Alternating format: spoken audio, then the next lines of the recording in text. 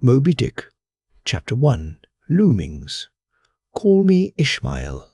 Some years ago, never mind how long precisely, having little or no money in my purse and nothing particular to interest me on shore, I thought I would sail about a little and see the watery part of the world. It is a way I have of driving off the spleen and regulating the circulation.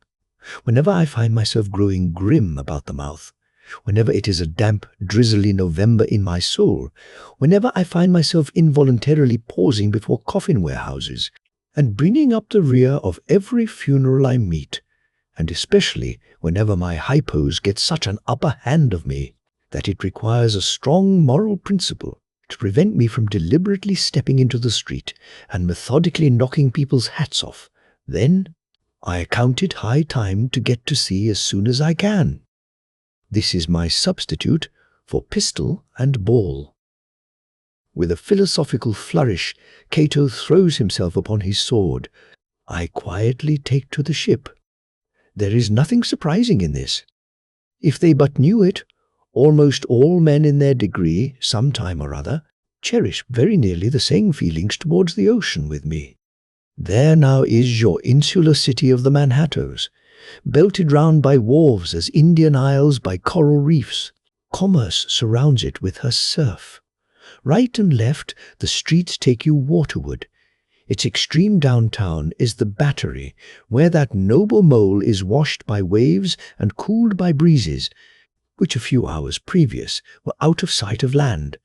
Look at the crowds of water-gazers there, circumambulate the city of a dreamy Sabbath afternoon, go from Collier's Hook to Coenty Slip, and from thence by Whitehall northward.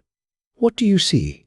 Posted like silent sentinels all around the town, stand thousands upon thousands of mortal men fixed in ocean reveries. Some leaning against the spiles, some seated upon the pierheads, some looking over the bulwarks of ships from China, some high aloft in the rigging as if striving to get a still better seaward peep. But these are all landsmen of weekdays pent up in lath and plaster, tied to counters, nailed to benches, clinched to desks. How then is this? Are the green fields gone? What do they hear? But look, here come more crowds, pacing straight for the water and seemingly bound for a dive. Strange. Nothing will content them but the extremest limit of the land. Loitering under the shady lee of yonder warehouses will not suffice. No, they must get just as nigh the water as they possibly can without falling in. And there they stand, miles of them, leagues. Inlanders all, they come from lanes and alleys, streets and avenues, north, east, south and west. Yet here they all unite. Tell me, does the magnetic virtue of the needles of the compasses of all those ships attract them thither? Once more, say you are in the country, in some high land of lakes. Take almost any path you please, and 10 to 1 it carries you down in a dale and leaves you there by a pool in the stream. There is magic in it. Let the most absent-minded of men be plunged in his deepest reveries. Stand that man on his legs, set his feet a-going, and he will infallibly lead you to water, if water there be in all that region. Should you ever be athirst in the great American desert, try this experiment, if your caravan happen to be supplied with a metaphysical professor.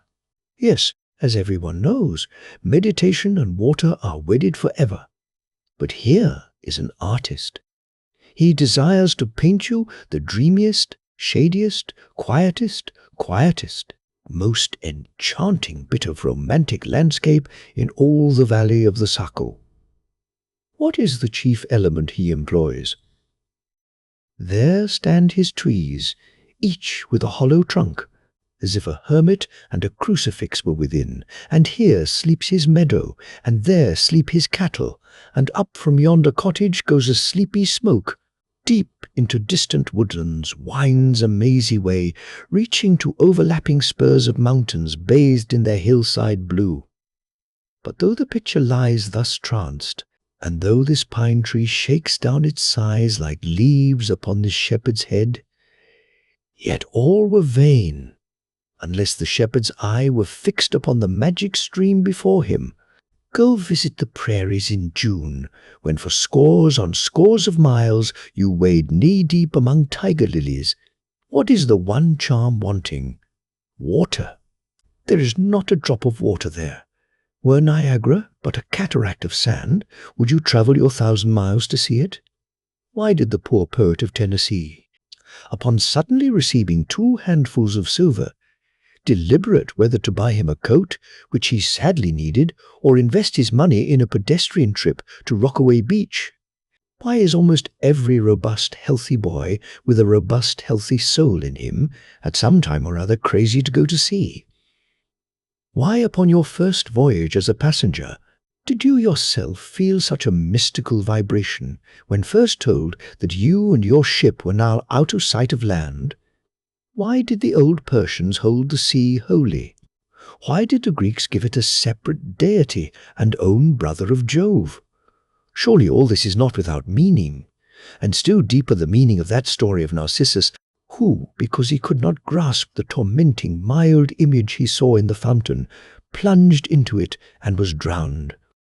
But that same image we ourselves see in all rivers and oceans. It is the image of the ungraspable phantom of life, and this is the key to it all. Now, when I say that I am in the habit of going to sea whenever I begin to grow hazy about the eyes and begin to be overconscious of my lungs, I do not mean to have it inferred that I ever go to sea as a passenger. For to go as a passenger you must needs have a purse, and a purse is but a rag unless you have something in it. Besides, passengers get seasick, grow quarrelsome, don't sleep of nights, do not enjoy themselves much. As a general thing, no. I never go as a passenger.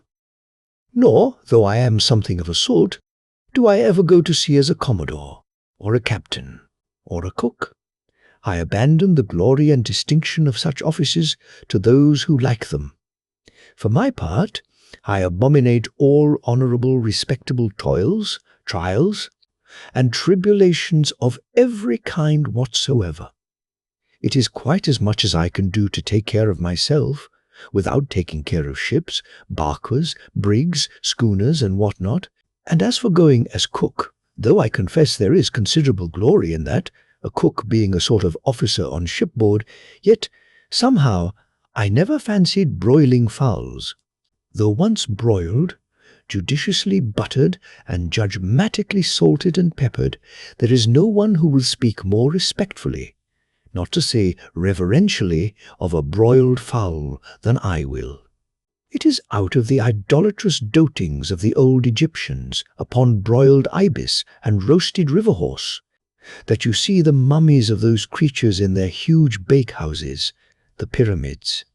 No, when I go to sea, I go as a simple sailor, right before the mast, plumb down into the forecastle, aloft there to the royal masthead. True, they rather order me about some, and make me jump from spar to spar, like a grasshopper in a May meadow. And at first, this sort of thing is unpleasant enough. It touches one's sense of honour, particularly if you come of an old established family in the land, the Van Rensselaers, or Randolphs, or Hardicanutes. And more than all, if just previous to putting your hand into the tar-pot, you have been lauding it as a country schoolmaster, making the tallest boys stand in awe of you. The transition is a keen one, I assure you, from a schoolmaster to a sailor, and requires a strong decoction of Seneca and the Stoics to enable you to grin and bear it. But even this wears off in time. What of it? If some old hunks of a sea captain orders me to get a broom and sweep down the decks, what does that indignity amount to? Weighed, in the scales of the New Testament? Do you think the Archangel Gabriel thinks anything the less of me because I promptly and respectfully obey that old hunks in that particular instance? Who ain't a slave? Tell me that. Well then, however the old sea captains may order me about, however they may thump and punch me about, I have the satisfaction of knowing that it is all right, that everybody else is one way or other served in much the same way, either in a physical or metaphysical point of view, that is. And so the universal thump is passed round, and all hands should rub each other's shoulder blades and be content. Again, I always go to sea as a sailor, because they make a point of paying me for my trouble, whereas they never pay passengers a single penny that I ever heard of. On the contrary, passengers themselves must pay. And there is all the difference in the world between paying and being paid. The act of paying is perhaps the most uncomfortable infliction that the two orchard thieves entailed upon us. But being paid, what will compare with it? The urbane activity with which a man receives money is really marvelous, considering that we so earnestly believe money to be the root of all earthly ills, and that on no account can a moneyed man enter heaven. Ah, how cheerfully we consign ourselves to perdition! Finally, I always go to sea as a sailor, because of the wholesome exercise and pure air of the forecastle deck. For as in this world, headwinds are far more prevalent than winds from astern, that is, if you never violate the Pythagorean maxim, so for the most part, the Commodore on the quarterdeck gets his atmosphere at second hand from the sailors on the forecastle. He thinks he breathes it first, but not so. In much the same way do the commonalty lead their leaders in many other things, at the same time that the leaders little suspect it. But wherefore it was that after having repeatedly smelt the sea as a merchant sailor, I should now take it into my head to go on a whaling voyage. This, the invisible police officer of the fates, who has the constant surveillance of me, and secretly dogs me, and influences me in some unaccountable way, he can better answer than anyone else. And, doubtless, my going on this whaling voyage formed part of the grand program of Providence that was drawn up a long time ago. It came in as a sort of brief interlude and solo between more extensive performances. I take it that this part of the bill must have run something like this: Grand Contested Election for the Presidency of the United States. Whaling Voyage by Ishmael. Bloody battle in Afghanistan. Though I cannot tell why it was exactly that those stage managers, the fates, put me down for this shabby part of a whaling voyage, when others were set down for magnificent parts in high tragedies, and short and easy parts in genteel comedies, and jolly parts in farces, though I cannot tell why this was exactly. Yet, now that I recall all the circumstances, I think I can see a little into the springs and motives which, being cunningly presented to me under various disguises, induced me to set about performing the part I did, besides cajoling me into the delusion that it was a choice resulting from my own unbiased free will and discriminating judgment. Chief among these motives was the overwhelming idea of the great whale himself. Such a portentous and mysterious monster roused all my curiosity. Then the wild and distant seas where he rolled his island bulk, the undeliverable, nameless perils of the whale. These, with all the attending marvels of 1,000 Patagonian sights and sounds, helped to sway me to my wish. With other men, perhaps, such things would not have been inducements, but as for me, I am tormented with an everlasting itch for things remote. I love to sail forbidden seas and land on barbarous coasts. Not ignoring what is good, I am quick to perceive a horror, and could still be social with it. Would they let me, since it is but well to be on friendly terms with all the inmates of the place one lodges in? By reason of these things, then, the whaling voyage was welcome. The great floodgates of the wonder world swung open, and in the wild conceits that swayed me to my purpose, Two and two there floated into my inmost soul endless processions of the whale, and, mid most of them all, one grand hooded phantom, like a snow hill in the air. Chapter 2. The Carpet Bag. I stuffed a shirt or two into my old carpet bag, tucked it under my arm, and started for Cape Horn and the Pacific. Quitting the good city of Old Manhattan, I duly arrived in New Bedford. It was a Saturday night in December. Much was I disappointed upon learning that the little packet for Nantucket had already sailed, and that no way of reaching that place would offer till the following Monday. As most young candidates for the pains and penalties of whaling stop at this same New Bedford, thence to embark on their voyage, it may as well be related that I, for one, had no idea of so doing. For my mind was made up to sail in no other than a Nantucket craft, because there was a fine, boisterous something about everything connected with that famous old island which amazingly pleased me. Besides, though New Bedford has of late been gradually monopolizing the business of whaling, and though in this matter poor old Nantucket is now much behind her, yet Nantucket was her great original, the Tyre of this Carthage, the place where the first dead American whale was stranded. Where else but from Nantucket did those aboriginal whalemen, the red men, first sally out in canoes to give chase to the Leviathan?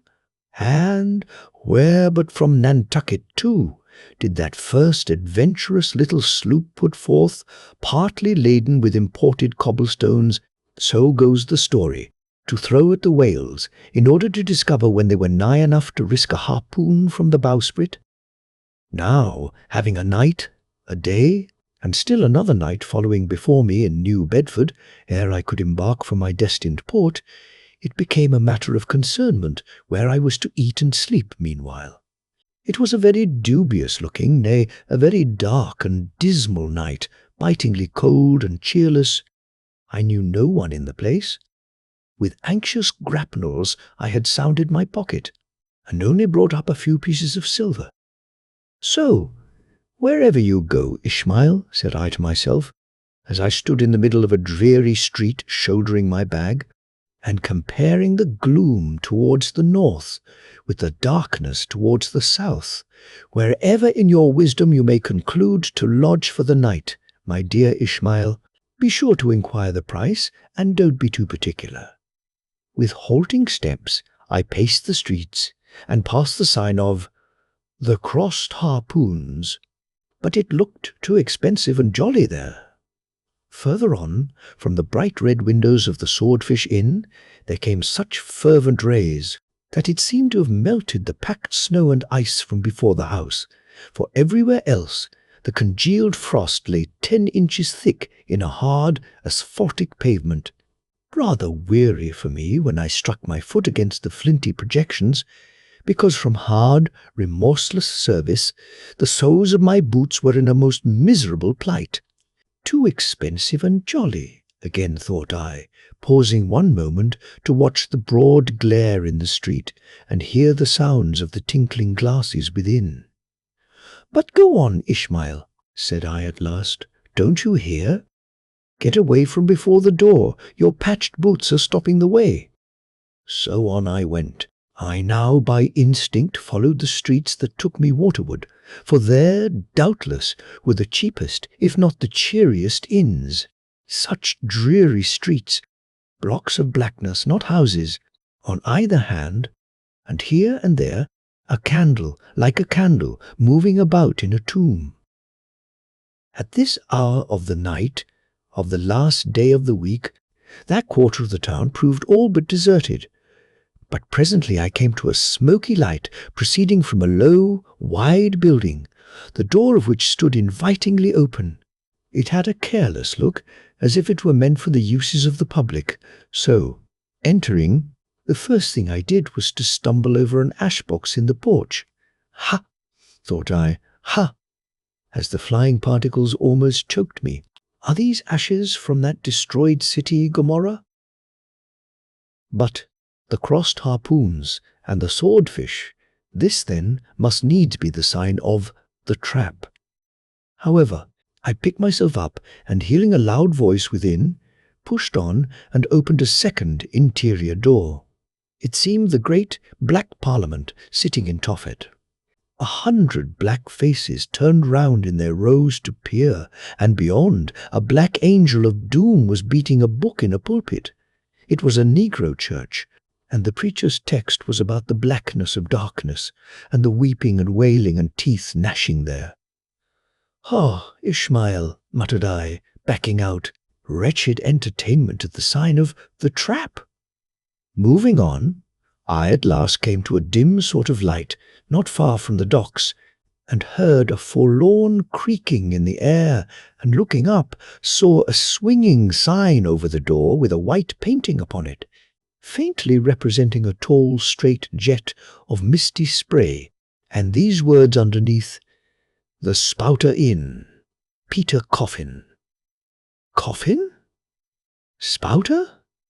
Rather ominous in that particular connection, thought I. But it is a common name in Nantucket, they say, and I suppose this Peter here is an emigrant from there. As the light looked so dim, and the place, for the time, looked quiet enough, and the dilapidated little wooden house itself looked as if it might have been carted here from the ruins of some burnt district, and as the swinging sign had a poverty-stricken sort of creak to it, I thought that here was the very spot for cheap lodgings and the best of pea coffee. It was a queer sort of place, a gable-ended old house, one side palsied, as it were, and leaning over sadly. It stood on a sharp, bleak corner where that tempestuous wind, Euroclydon, kept up a worse howling than ever it did about poor Paul's tossed craft. Euroclydon, nevertheless, is a mighty pleasant zephyr to anyone indoors, with his feet on the hob quietly toasting for bed. "In judging of that tempestuous wind called Euroclydon," says an old writer, "of whose works I possess the only copy extant, it maketh a marvellous difference whether thou lookest out at it from a glass window where the frost is all on the outside, or whether thou observest it from that sashless window where the frost is on both sides, and of which the White Death is the only glazier." True enough, thought I, as this passage occurred to my mind. Old black letter, thou reasonest well. Yes, these eyes are windows, and this body of mine is the house. What a pity they didn't stop up the chinks and the crannies, though, and thrust in a little lint here and there. But it's too late to make any improvements now. The universe is finished, the copestone is on, and the chips were carted off 1,000,000 years ago. Poor Lazarus there, chattering his teeth against the curbstone for his pillow and shaking off his tatters with his shiverings. He might plug up both ears with rags and put a corn-cob into his mouth, and yet that would not keep out the tempestuous Euroclydon. "Euroclydon," says old Dives, in his red silken wrapper. He had a redder one afterwards. Pooh, pooh! What a fine frosty night! How Orion glitters! What northern lights! Let them talk of their oriental summer climes of everlasting conservatories. Give me the privilege of making my own summer with my own coals. But what thinks Lazarus? Can he warm his blue hands by holding them up to the grand northern lights? Would not Lazarus rather be in Sumatra than here? Would he not far rather lay him down lengthwise along the line of the equator? Yea, ye gods! Go down to the fiery pit itself, in order to keep out this frost? Now, that Lazarus should lie stranded there on the curbstone before the door of Dives, this is more wonderful than that an iceberg should be moored to one of the Moluccas. Yet Dives himself, he too lives like a czar in an ice palace made of frozen sighs, and, being a president of a temperance society, he only drinks the tepid tears of orphans. But no more of this blubbering now. We are going a-whaling, and there is plenty of that yet to come. Let us scrape the ice from our frosted feet, and see what sort of a place this Spouter may be. Chapter 3. the Spouter Inn. Entering that gable-ended Spouter Inn, you found yourself in a wide, low, straggling entry with old-fashioned wainscots, reminding one of the bulwarks of some condemned old craft. On one side hung a very large oil painting, so thoroughly besmoked and every way defaced, that in the unequal crosslights by which you viewed it, it was only by diligent study and a series of systematic visits to it, and careful inquiry of the neighbours, that you could any way arrive at an understanding of its purpose. Such unaccountable masses of shades and shadows, that at first you almost thought some ambitious young artist, in the time of the New England hags, had endeavoured to delineate chaos bewitched. But by dint of much and earnest contemplation, and oft-repeated ponderings, and especially by throwing open the little window towards the back of the entry, you at last come to the conclusion that such an idea, however wild, might not be altogether unwarranted. But what most puzzled and confounded you was a long, limber, portentous, black mass of something hovering in the centre of the picture over three blue, dim, perpendicular lines floating in a nameless yeast. A boggy, soggy, squitchy picture, truly, enough to drive a nervous man distracted. Yet was there a sort of indefinite, half-attained, unimaginable sublimity about it that fairly froze you to it, till you involuntarily took an oath with yourself to find out what that marvellous painting meant. Ever and anon, a bright but, alas, deceptive idea would dart you through. It's the Black Sea in a midnight gale. It's the unnatural combat of the four primal elements. It's a blasted heath. It's a Hyperborean winter scene. It's the breaking up of the icebound stream of time. But at last all these fancies yielded to that one portentous something in the picture's midst, that once found out, and all the rest were plain. But stop, does it not bear a faint resemblance to a gigantic fish, even the great Leviathan himself? In fact, the artist's design seemed this: a final theory of my own, partly based upon the aggregated opinions of many aged persons with whom I conversed upon the subject. The picture represents a Cape Horner in a great hurricane, the half-foundered ship weltering there with its three dismantled masts alone visible, and an exasperated whale, purposing to spring clean over the craft, is in the enormous act of impaling himself upon the three mast-heads. The opposite wall of this entry was hung all over with a heathenish array of monstrous clubs and spears. Some were thickly set with glittering teeth, resembling ivory saws. Others were tufted with knots of human hair, and one was sickle-shaped, with a vast handle sweeping round like the segment made in the new mown grass by a long-armed mower. You shuddered as you gazed, and wondered what monstrous cannibal and savage could ever have gone a death-harvesting with such a hacking, horrifying implement. Mixed with these were rusty old whaling lances and harpoons, all broken and deformed. Some were storied weapons. With this once long lance, now wildly elbowed, 50 years ago did Nathan Swain kill 15 whales between a sunrise and a sunset.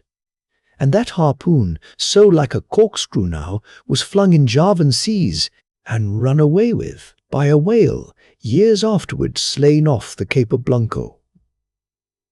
The original iron entered nigh the tail and, like a restless needle sojourning in the body of a man, travelled full 40 feet, and at last was found embedded in the hump. Crossing this dusky entry, and on through yon low-arched way, cut through what in old times must have been a great central chimney, with fireplaces all round, you enter the public room. A still duskier place is this, with such low, ponderous beams above, and such old, wrinkled planks beneath, that you would almost fancy you trod some old craft's cockpits, especially of such a howling night, when this corner-anchored old ark rocked so furiously. On one side stood a long, low, shelf-like table covered with cracked glass cases, filled with dusty rarities gathered from this wide world's remotest nooks. Projecting from the further angle of the room stands a dark-looking den, the bar, a rude attempt at a right whale's head. Be that how it may, there stands the vast arched bone of the whale's jaw, so wide a coach might almost drive beneath it. Within are shabby shelves, ranged round with old decanters, bottles, flasks, and in those jaws of swift destruction, like another cursed Jonah, by which name indeed they called him, bustles a little withered old man, who, for their money, dearly sells the sailors deliriums and death. Abominable are the tumblers into which he pours his poison. Though true cylinders within, the villainous green gobbling glasses deceitfully tapered downwards to a cheating bottom. Parallel meridians rudely pecked into the glass surround these footpads goblets. Fill to this mark, and your charge is but a penny, to this a penny more, and so on to the full glass, the Cape Horn measure, which you may gulp down for a shilling. Upon entering the place, I found a number of young seamen gathered about a table, examining by a dim light divers specimens of scrimshander. I sought the landlord, and telling him I desired to be accommodated with a room, received for answer that his house was full, not a bed unoccupied. "But avast," he added, tapping his forehead, "you ain't no objections to sharing a harpooner's blanket, have ye? I suppose you are going a whaling, so you'd better get used to that sort of thing."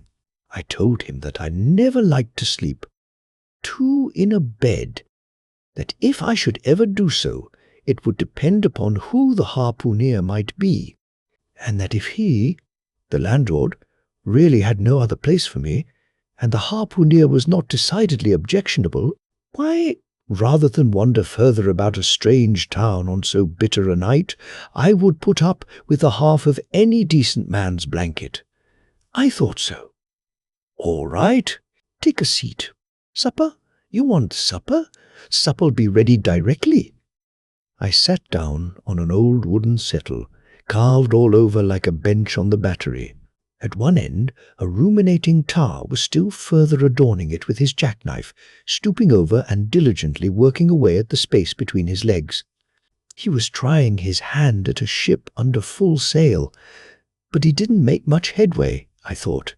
At last, some 4 or 5 of us were summoned to our meal in an adjoining room.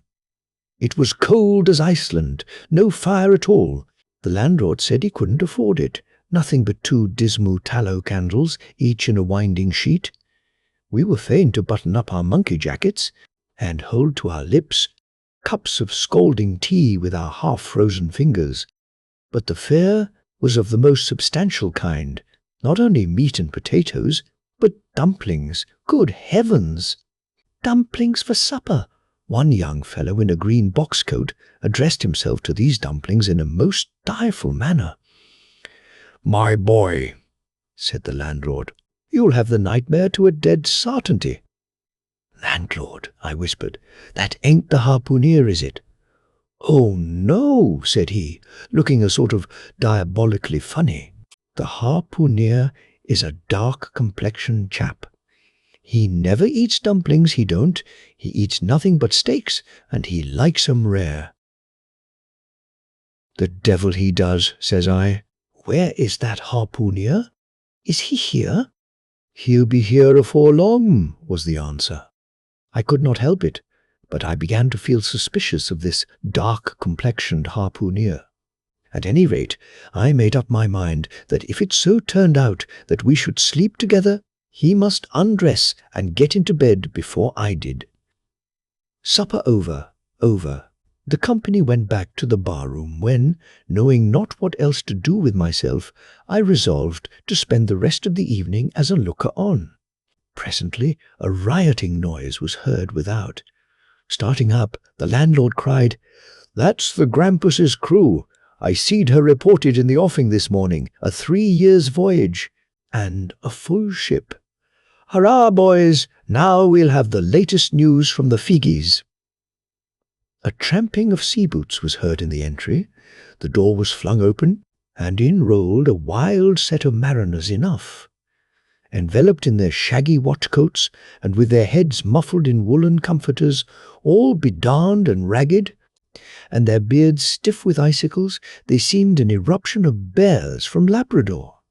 They had just landed from their boat, and this was the first house they entered.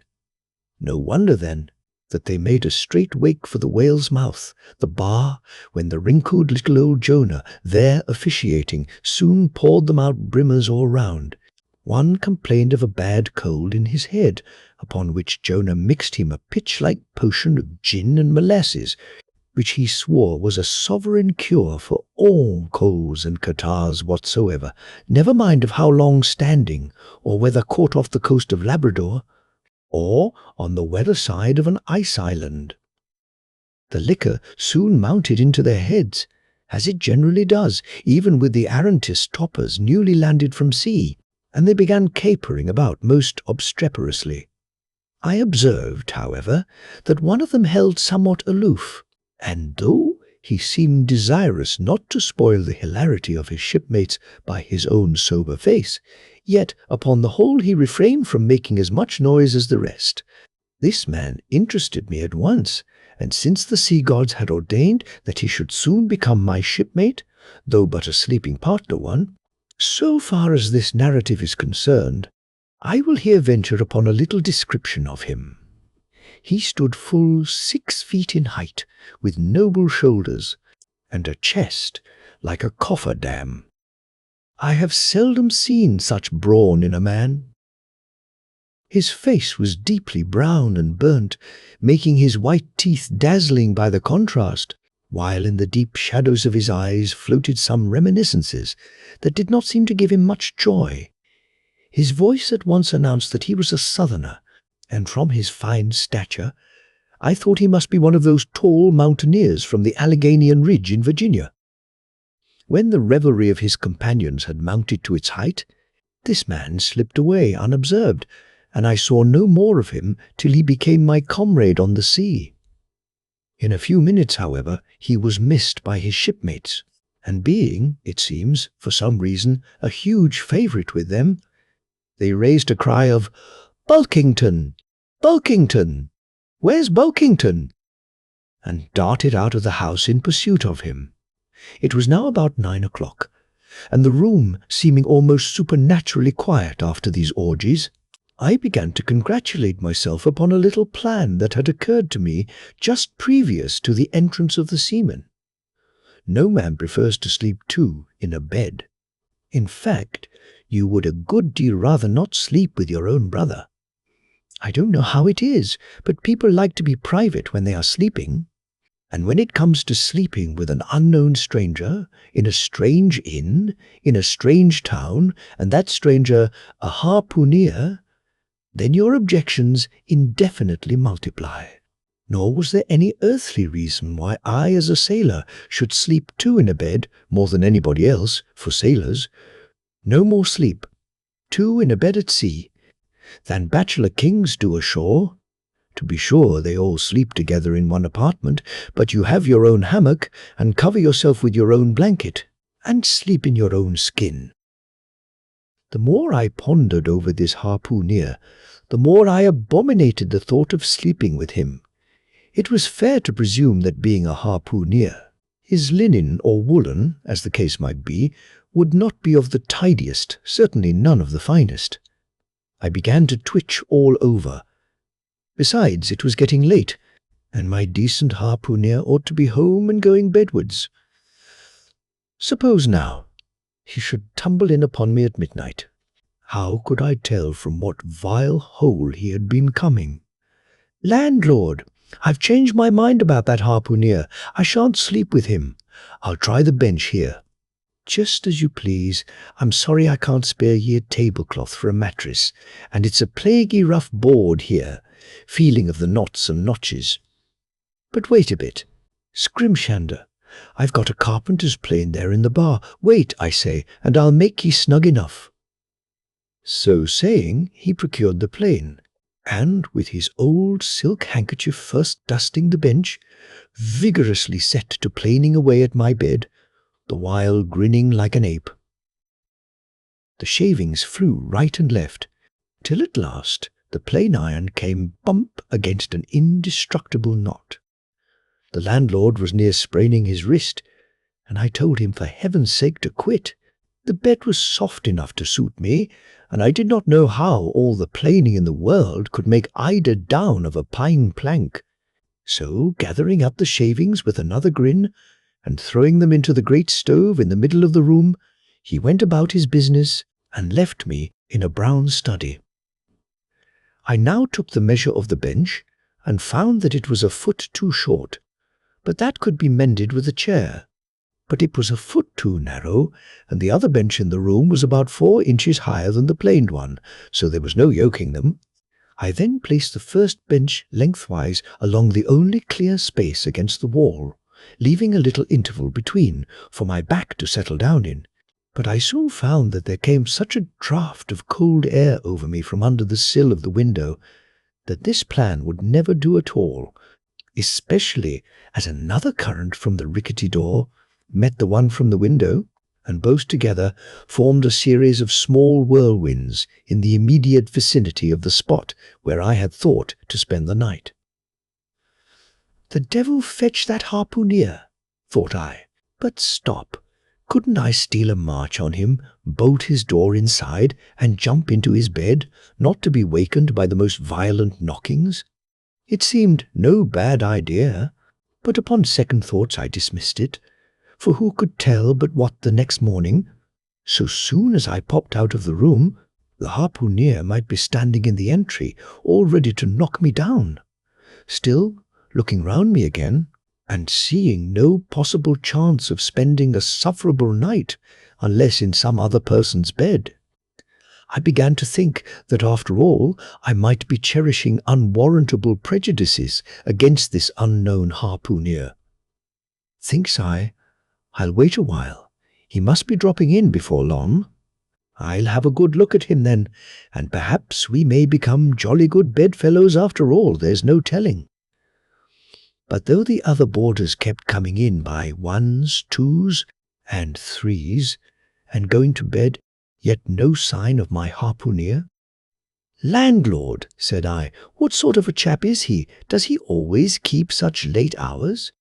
It was now hard upon 12 o'clock. The landlord chuckled again with his lean chuckle, and seemed to be mightily tickled at something beyond my comprehension. "No," he answered. "Generally he's an early bird, early to bed and early to rise. Yes, he's the bird what catches the worm. But tonight he went out a-peddling, you see, and I don't see what on earth keeps him so late, unless, maybe, he can't sell his head." "Can't sell his head? What sort of a bamboozingly story is this you are telling me?" Getting into a towering rage. "Do you pretend to say, landlord, that this harpooneer is actually engaged this blessed Saturday night, or rather Sunday morning, in peddling his head around this town?" "That's precisely it," said the landlord, "and I told him he couldn't sell it here. The market's overstocked." "With what?" shouted I. "With heads, to be sure. Ain't there too many heads in the world?" "I tell you what it is, landlord," said I quite calmly. "You'd better stop spinning that yarn to me. I'm not green." "Maybe not," taking out a stick and whittling a toothpick, "but I rather guess you'll be done brown if that 'ere harpooneer hears you a-slandering his head." "I'll break it for him," said I, now flying into a passion again at this unaccountable farrago of the landlord's. "It's broke already," said he. "Broke?" said I. "Broke, do you mean?" "Certain, and that's the very reason he can't sell it, I guess." "Landlord," said I, going up to him as cool as Methekla in a snowstorm, "landlord, stop whittling. You and I must understand one another, and that too without delay. I come to your house and want a bed. You tell me you can only give me half a one, that the other half belongs to a certain harpooneer. And about this harpooneer, whom I have not yet seen, You persist in telling me the most mystifying and exasperating stories, tending to beget in me an uncomfortable feeling towards the man whom you design for my bedfellow, a sort of connection, landlord, which is an intimate and confidential one in the highest degree. I now demand of you to speak out and tell me who and what this harpooner is, and whether I shall be in all respects safe to spend the night with him. And in the first place, you will be so good as to unsay that story about selling his head, which, if true, I take to be good evidence that this harpooner is stark mad, and I've no idea of sleeping with a madman. And you, sir, landlord, you, sir, by trying to induce me to do so knowingly, would thereby render yourself liable to a criminal prosecution.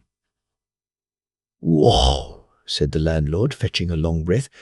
"That's a purty long sermon for a chap that rips a little now and then. But be easy, be easy. This here harpooner I have been telling you of has just arrived from the South Seas, where he bought up a lot of barn New Zealand heads, great curios, you know, and he's sold all on 'em but one. And that one he's trying to sell tonight, 'cause tomorrow's Sunday, and it would not do to be selling human heads about the streets when folks is going to churches. He wanted to, last Sunday, but I stopped him just as he was going out of the door, with 4 heads strung on a string, for all the earth like a string of Indians." This account cleared up the otherwise unaccountable mystery, and showed that the landlord, after all, had had no idea of fooling me.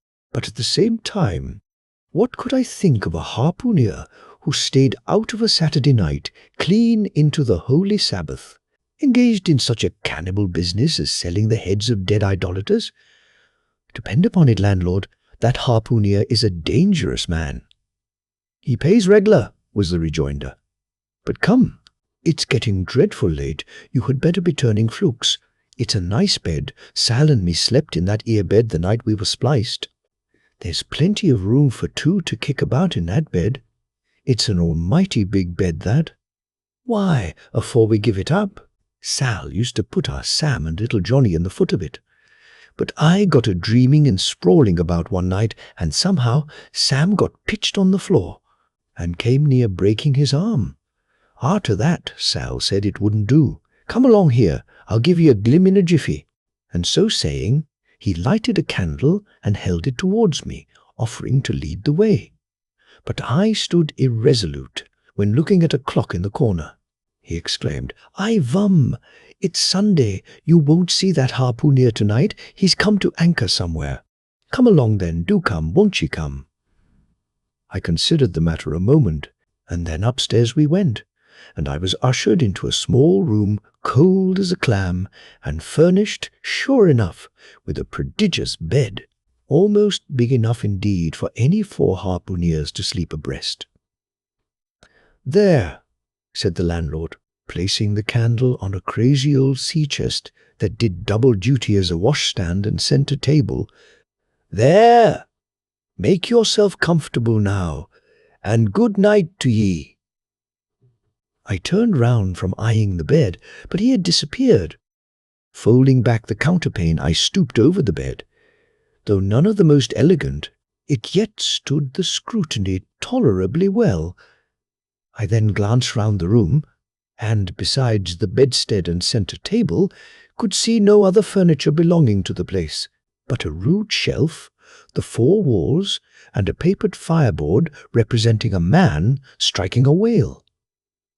Of things not properly belonging to the room, there was a hammock lashed up, and thrown upon the floor in one corner, also a large seaman's bag, containing the harpooner's wardrobe, no doubt in lieu of a land trunk.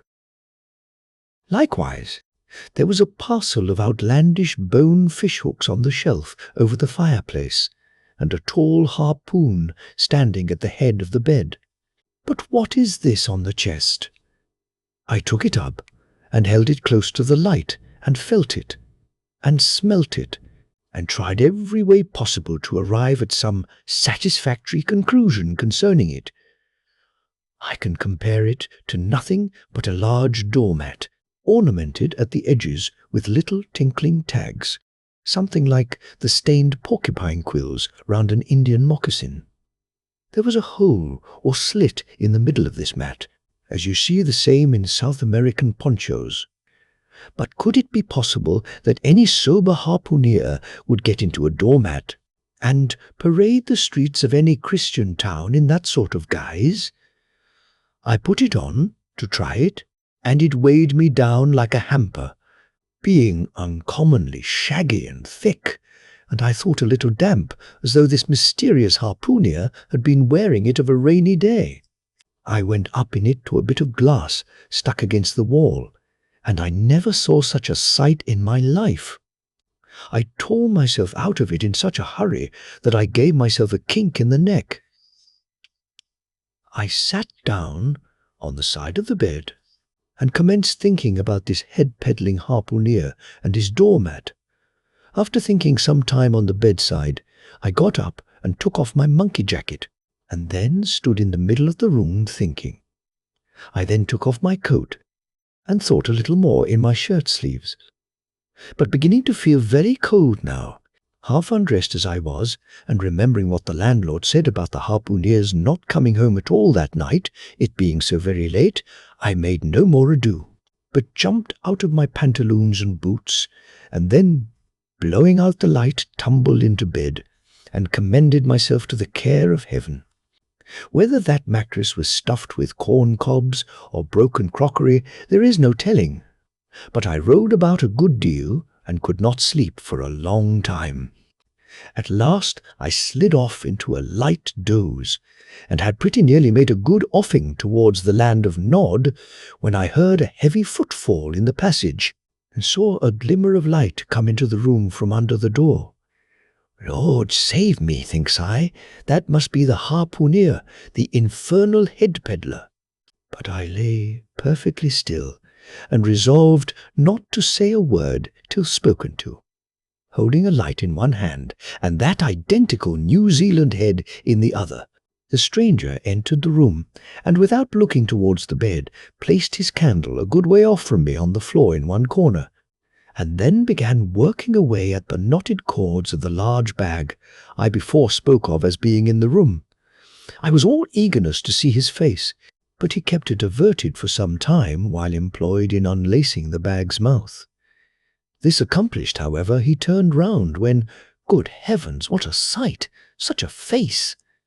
It was of a dark, purplish-yellow colour, here and there stuck over with large, blackish-looking squares. Yes, it's just as I thought. He's a terrible bedfellow. He's been in a fight, got dreadfully cut, and here he is, just from the surgeon. But at that moment he chanced to turn his face so towards the light that I plainly saw they could not be sticking plasters at all, those black squares on his cheeks. They were stains of some sort or other. At first I knew not what to make of this, but soon an inkling of the truth occurred to me. I remembered a story of a white man, a whaleman too, who, falling among the cannibals, had been tattooed by them. I concluded that this harpooner, in the course of his distant voyages, must have met with a similar adventure. And what is it? Thought I, after all. It's only his outside. A man can be honest in any sort of skin. But then, what to make of his unearthly complexion, that part of it? I mean, lying round about, and completely independent of the squares of tattooing. To be sure, it might be nothing but a good coat of tropical tanning, but I never heard of a hot sun's tanning a white man into a purplish-yellow one. However, I had never been in the South Seas, and perhaps the sun there produced these extraordinary effects upon the skin. Now, while all these ideas were passing through me like lightning, this harpooner never noticed me at all. But after some difficulty, having opened his bag, he commenced fumbling in it, and presently pulled out a sort of tomahawk and a sealskin wallet with a hair on. Placing these on the old chest in the middle of the room, he then took the New Zealand head, a ghastly thing enough, and crammed it down into the bag. He now took off his hat, a new beaver hat, when I came nigh, singing out with fresh surprise. There was no hair on his head, none to speak of at least, nothing but a small scalp knot twisted up on his forehead. His bald, purplish head now looked for all the world like a mildewed skull.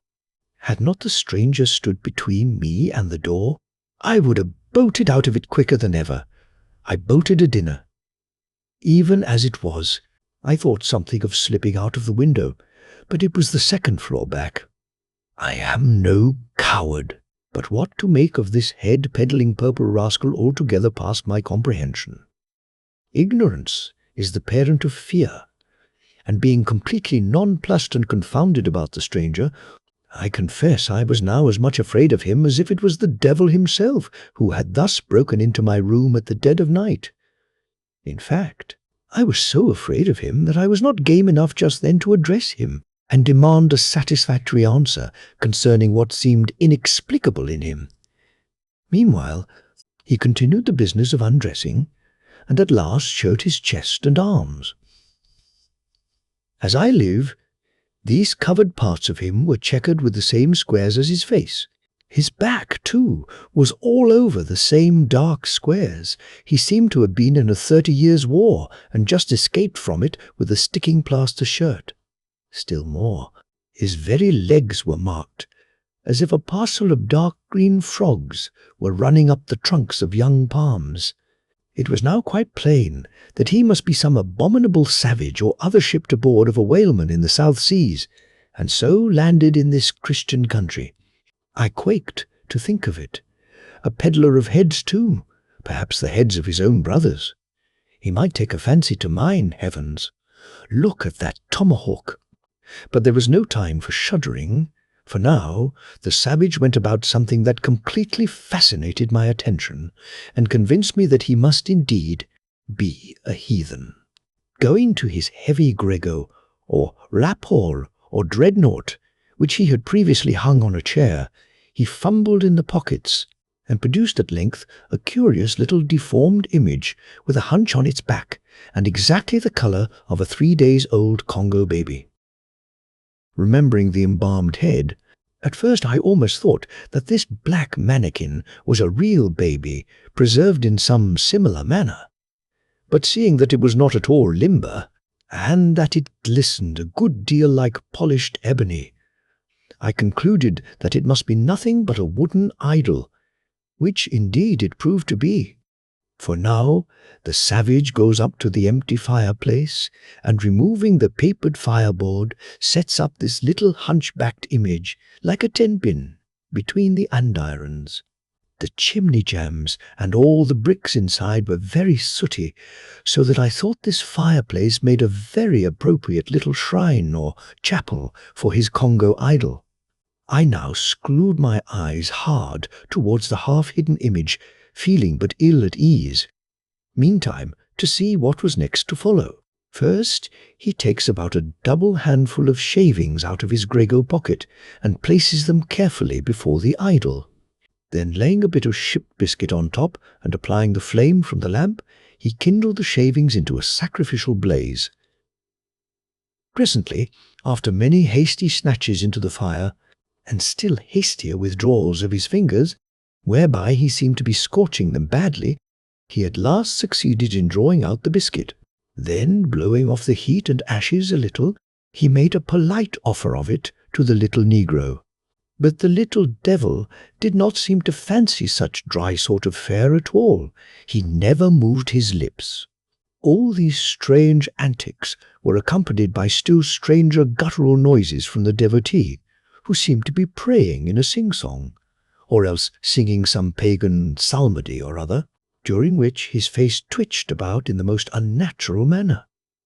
At last, extinguishing the fire, he took the idol up very unceremoniously, and bagged it again in his grego pocket as carelessly as if he were a sportsman bagging a dead woodcock. All these queer proceedings increased my uncomfortableness, and seeing him now exhibiting strong symptoms of concluding his business operations, and jumping into bed with me, I thought it was high time now or never, before the light was put out, to break the spell in which I had so long been bound. But the interval I spent in deliberating what to say was a fatal one.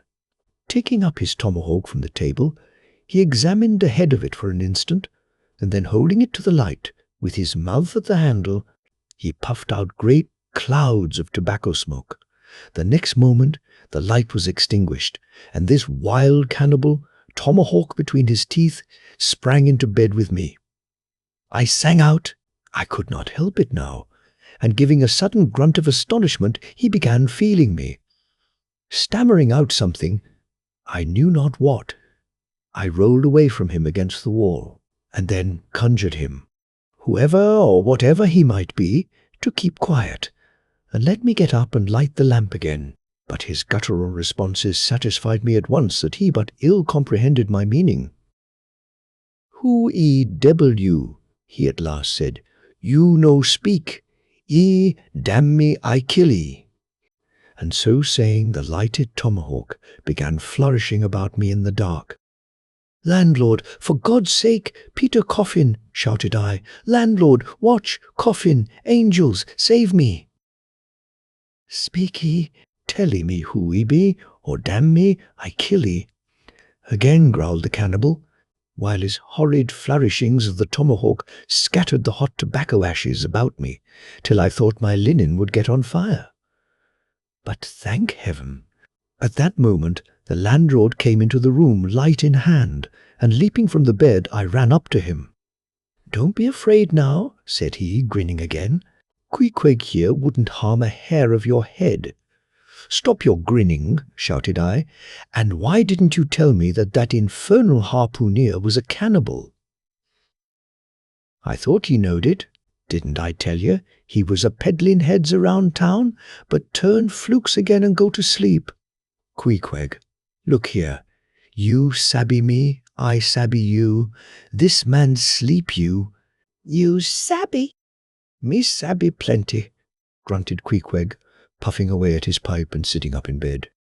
"You get in," he added, motioning to me with his tomahawk, and throwing the clothes to one side.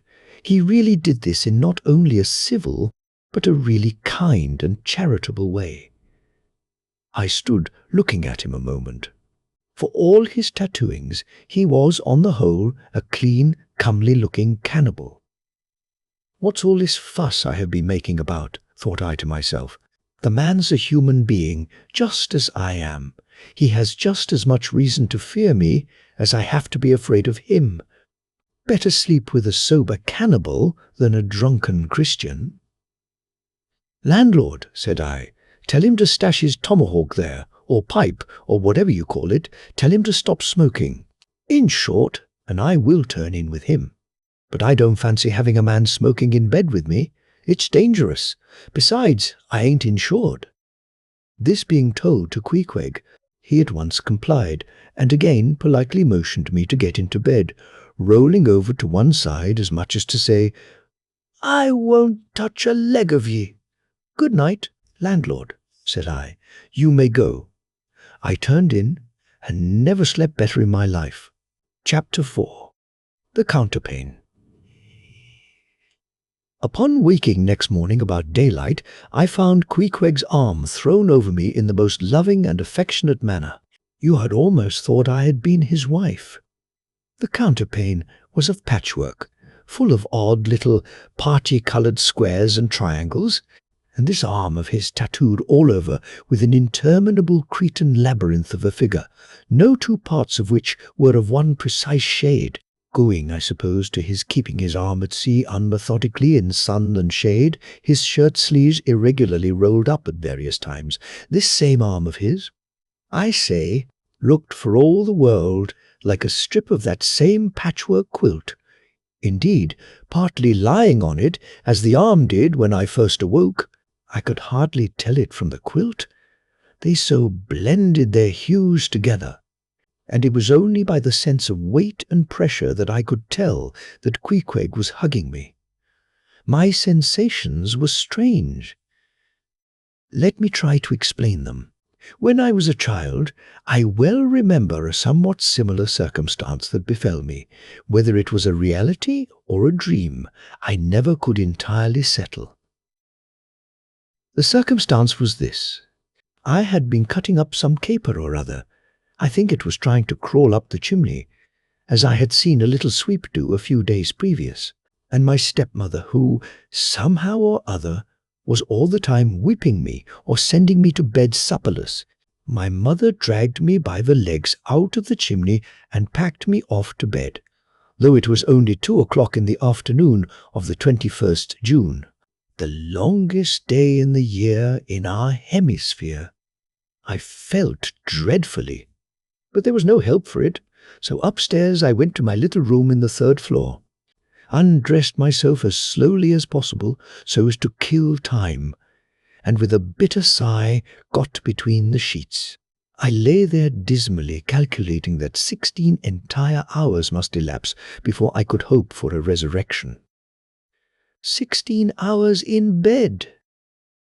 The small of my back ached to think of it, and it was so light too. The sun shining in at the window, and a great rattling of coaches in the streets, and the sound of gay voices all over the house. I felt worse and worse. At last I got up, dressed, and softly going down in my stockinged feet, sought out my stepmother, and suddenly threw myself at her feet, beseeching her as a particular favour to give me a good slippering for my misbehaviour, anything indeed but condemning me to lie abed such an unendurable length of time. But she was the best and most conscientious of stepmothers, and back I had to go to my room. For several hours I lay there broad awake, feeling a great deal worse than I have ever done since, even from the greatest subsequent misfortunes. At last I must have fallen into a troubled nightmare of a doze, and slowly waking from it, half steeped in dreams, I opened my eyes, and the before-sun-lit room was now wrapped in outer darkness. Instantly I felt a shock running through all my frame. Nothing was to be seen, and nothing was to be heard, but a supernatural hand seemed placed in mine. My arm hung over the counterpane, and the nameless, unimaginable, silent form or phantom to which the hand belonged seemed closely seated by my bedside.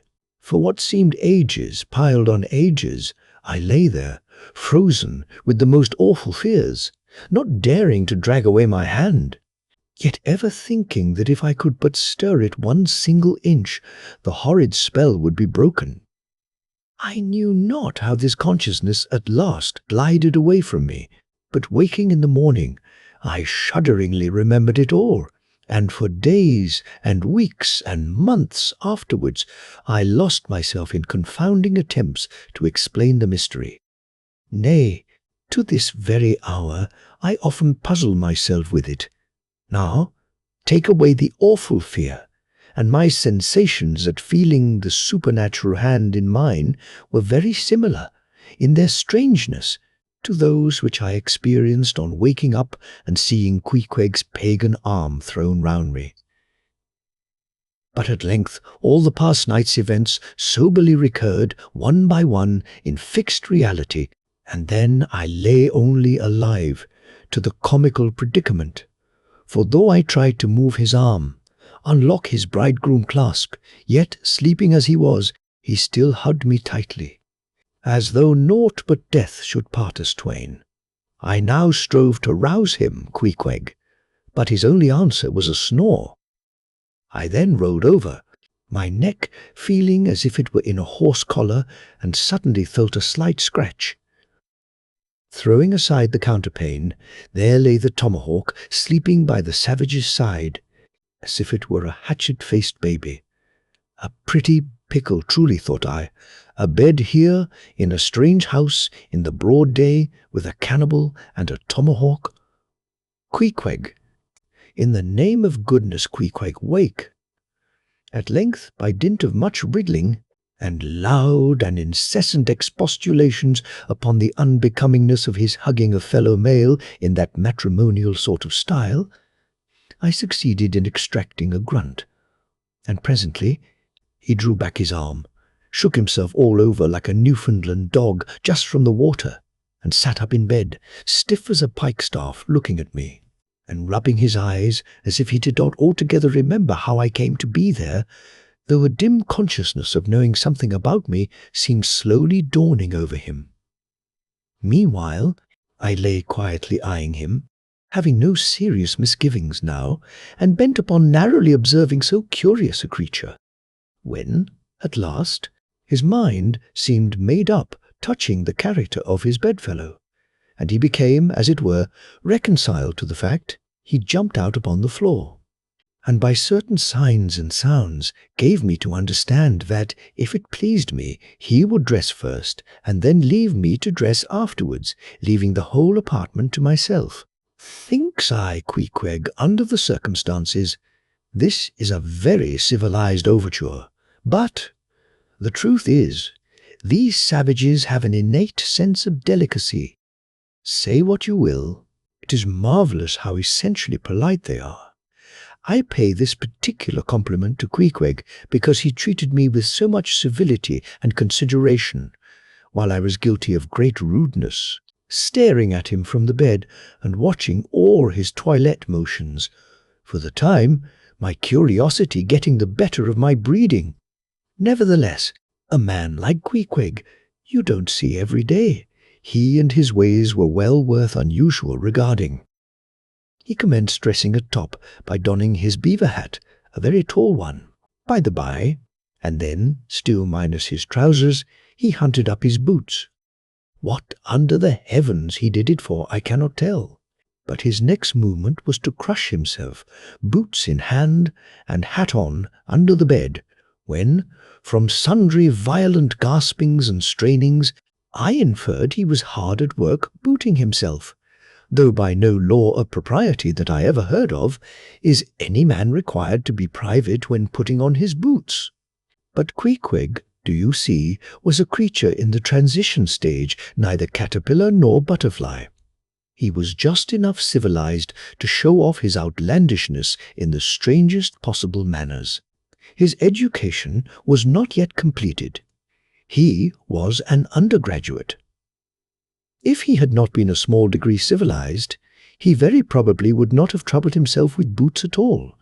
But then, if he had not been still a savage, he never would have dreamt of getting under the bed to put them on. At last, he emerged with his hat very much dented and crushed down over his eyes, and began creaking and limping about the room, as if, not being much accustomed to boots, his pair of damp, wrinkled cowhide ones, probably not made to order either, rather pinched and tormented him at the first go-off of a bitter cold morning. Seeing now that there were no curtains to the window, and that the street being very narrow, the house opposite commanded a plain view into the room, and observing more and more the indecorous figure that Queequeg made, staving about with little else but his hat and boots on, I begged him, as well as I could, to accelerate his toilet somewhat, and particularly to get into his pantaloons as soon as possible. He complied, and then proceeded to wash himself. At that time in the morning any Christian would have washed his face, but Queequeg, to my amazement, contented himself with restricting his ablutions to his chest, arms, and hands.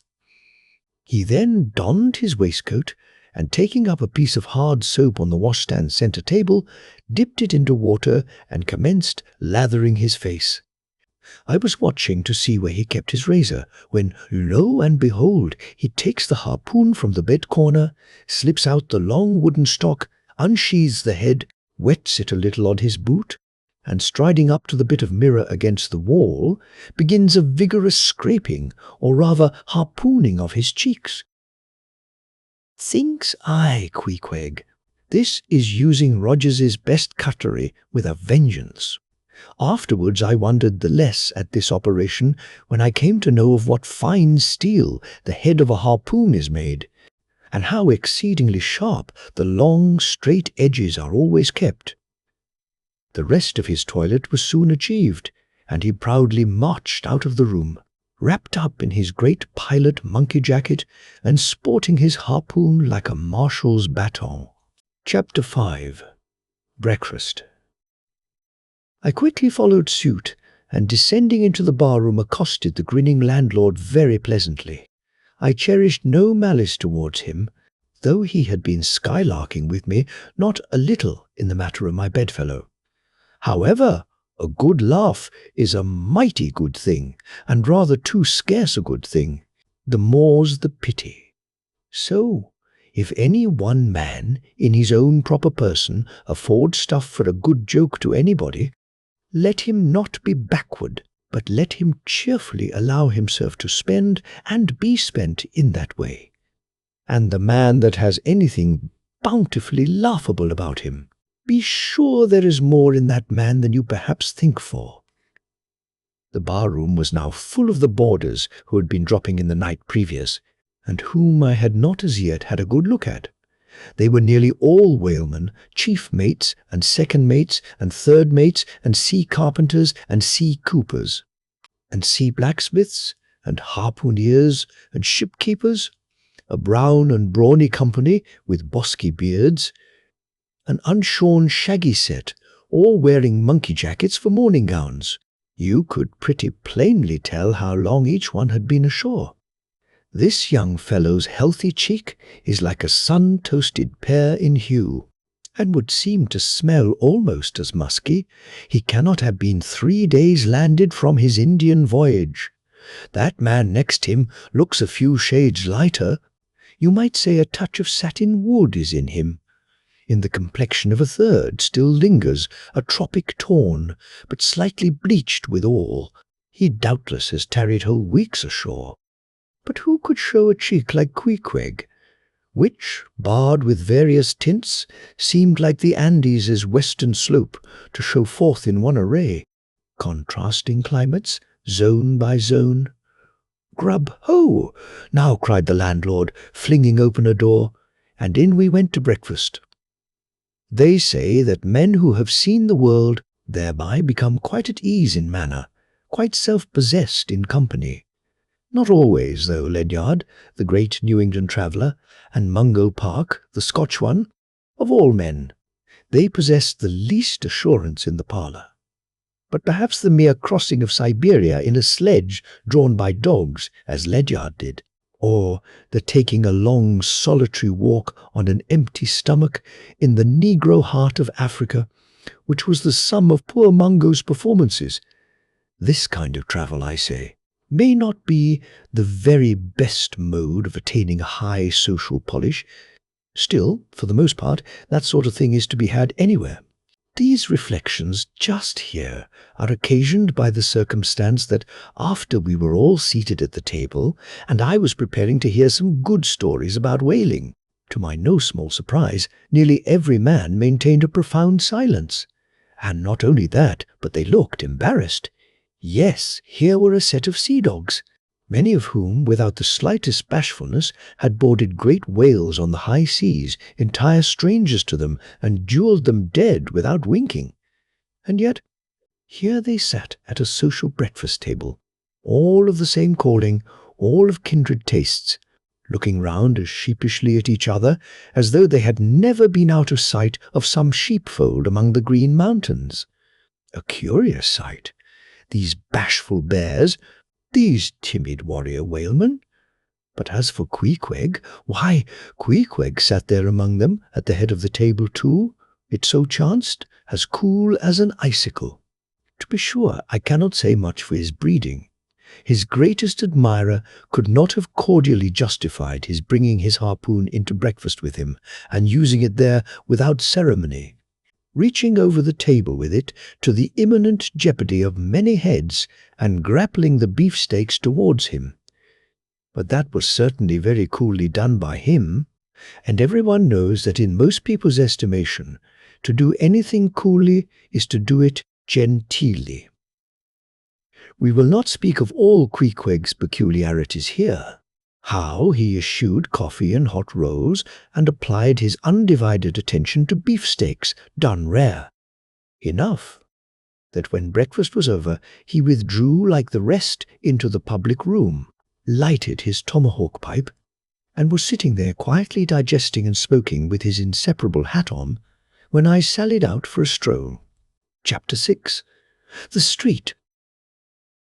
If I had been astonished at first catching a glimpse of so outlandish an individual as Queequeg circulating among the polite society of a civilized town, that astonishment soon departed upon taking my first daylight stroll through the streets of New Bedford. In thoroughfares nigh the docks, any considerable seaport will frequently offer to view the queerest-looking nondescripts from foreign parts. Even in Broadway and Chestnut Streets, Mediterranean mariners will sometimes jostle the affrighted ladies. Regent Street is not unknown to Lascars and Malays, and at Bombay, in the Apollo Green, live Yankees have often scared the natives. But New Bedford beats all. Water Street and Wapping. In these last-mentioned haunts you see only sailors. But in New Bedford actual cannibals stand chatting at street corners, savages outright, many of whom yet carry on their bones unholy flesh. It makes a stranger stare. But besides the Fijians, Tongato Boers, Eromangoans, Penangians and Brigians, and besides the wild specimens of the whaling craft which unheeded reel about the streets, you will see other sights, still more curious, certainly more comical. There weekly arrive in this town scores of green Vermonters and New Hampshire men, all athirst for gain and glory in the fishery. They are mostly young, of stalwart frames, fellows who have felled forests, and now seek to drop the axe and snatch the whale lance. Many are as green as the green mountains whence they came. In some things you would think them but a few hours old. Look there, that chap strutting round the corner. He wears a beaver hat and swallow-tailed coat, girdled with a sailor belt and sheath knife. Here comes another, with a sou-wester and a bombazine cloak. No town-bred dandy will compare with a country-bred one. I mean a downright bumpkin dandy. A fellow that, in the dog days, will mow his 2 acres in buckskin gloves for fear of tanning his hands. Now when a country dandy like this takes it into his head to make a distinguished reputation and joins the great whale fishery, you should see the comical things he does upon reaching the seaport. In bespeaking his sea outfit, he orders bell-buttons to his waistcoats, straps to his canvas trousers. Ah! Poor hayseed, how bitterly will burst those straps in the first howling gale, when thou art driven, straps, buttons and all, down the throat of the tempest. But think not that this famous town has only harpooneers, cannibals, and bumpkins to show her visitors. Not at all. Still, New Bedford is a queer place. Had it not been for us whalemen, that tract of land would this day perhaps have been in as howling condition as the coast of Labrador. As it is, parts of her back country are enough to frighten one. They look so bony. The town itself is perhaps the dearest place to live in all New England. It is a land of oil, true enough, but not like Canaan, a land also of corn and wine. The streets do not run with milk, nor in the springtime do they pave them with fresh eggs. Yet, in spite of this, nowhere in all America will you find more patrician-like houses, parks and gardens more opulent than in New Bedford. Whence came they? How planted upon this once scraggy scoria of a country? Go and gaze upon the iron emblematical harpoons round yonder lofty mansion, and your question will be answered. Yes, all these brave houses and flowery gardens came from the Atlantic, Pacific, and Indian Oceans. One and all, they were harpooned and dragged up hither from the bottom of the sea. Can Herr Alexander perform a feat like that? In New Bedford, fathers, they say, give whales for dowers to their daughters, and portion off their nieces with a few porpoises apiece. You must go to New Bedford to see a brilliant wedding, for, they say, they have reservoirs of oil in every house, and every night recklessly burn their lengths in spermaceti candles. In summertime, the town is sweet to see, full of fine maples, long avenues of green and gold. And in August, high in air, the beautiful and bountiful horse-chestnuts, candelabra-wise, proffer the passer-by their tapering upright cones of congregated blossoms. So omnipotent is art, which in many a district of New Bedford has superinduced bright terraces of flowers upon the barren refuse rocks thrown aside at creation's final day. And the women of New Bedford, they bloom like their own red roses, but roses only bloom in summer, whereas the fine carnation of their cheeks is perennial as sunlight in the seventh heavens. Elsewhere match that bloom of theirs ye cannot, save in Salem, where they tell me the young girls breathe such musk, their sailor sweethearts smell them miles offshore, as though they were drawing nigh the odorous Moluccas instead of the puritanic sands. Chapter 7. The Chapel. In this same New Bedford there stands a whaleman's chapel, and few are the moody fishermen, shortly bound for the Indian Ocean or Pacific, who fail to make a Sunday visit to the spot. I am sure that I did not. Returning from my first morning stroll, I again sallied out upon this special errand. The sky had changed from clear, sunny cold to driving sleet and mist. Wrapping myself in my shaggy jacket of the cloth called bearskin, I fought my way against the stubborn storm. Entering, I found a small scattered congregation of sailors and sailors' wives and widows. A muffled silence reigned, only broken at times by the shrieks of the storm. Each silent worshipper seemed purposely sitting apart from the other, as if each silent grief were insular and incommunicable. The chaplain had not yet arrived, and there these silent islands of men and women sat steadfastly, eyeing several marble tablets, with black borders, masoned into the wall on either side. The pulpit. 3 of them ran something like the following, but I do not pretend to quote, "Sacred to the memory of John Talbot, who, at the age of 18, was lost overboard, near the Isle of Desolation, off Patagonia, November the 1st, 1836. This tablet is erected to his memory by his sister. Sacred to the memory of Robert Long, Willis Ellery, Nathan Coleman, Walter, Canny, Seth Macy, and Samuel Gleig, forming one of the boat's crews of the ship Eliza, who were towed out of sight by a whale on the offshore ground in the Pacific, December 31st, 1839. This marble is here placed by their surviving shipmates, sacred to the memory of the late Captain Ezekiel Hardy, who in the bows of his boat was killed by a sperm whale on the coast of Japan, August 3, 1833. This tablet is erected to his memory by his widow. Shaking off the sleet from my ice-glazed hat and jacket, I seated myself near the door, and turning sideways was surprised to see Queequeg near me. Affected by the solemnity of the scene, there was a wondering gaze of incredulous curiosity in his countenance. This savage was the only person present who seemed to notice my entrance, because he was the only one who could not read, and, therefore, was not reading those frigid inscriptions on the wall.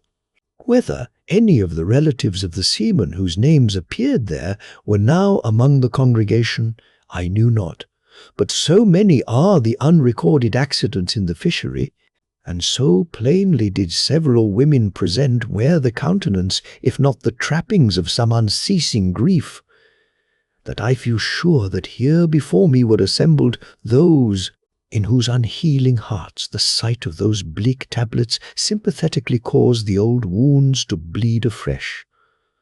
Oh, ye whose dead lie buried beneath the green grass, who standing among flowers can say, Here, here lies my beloved, ye know not the desolation that broods in bosoms like these. What bitter blanks in those black-bordered marbles which cover no ashes? What despair in those immovable inscriptions? What deadly voids and unbidden infidelities in the lines that seem to gnaw upon all faith, and refuse resurrections to the beings who have placelessly perished without a grave? As well might those tablets stand in the cave of Elephanta as here.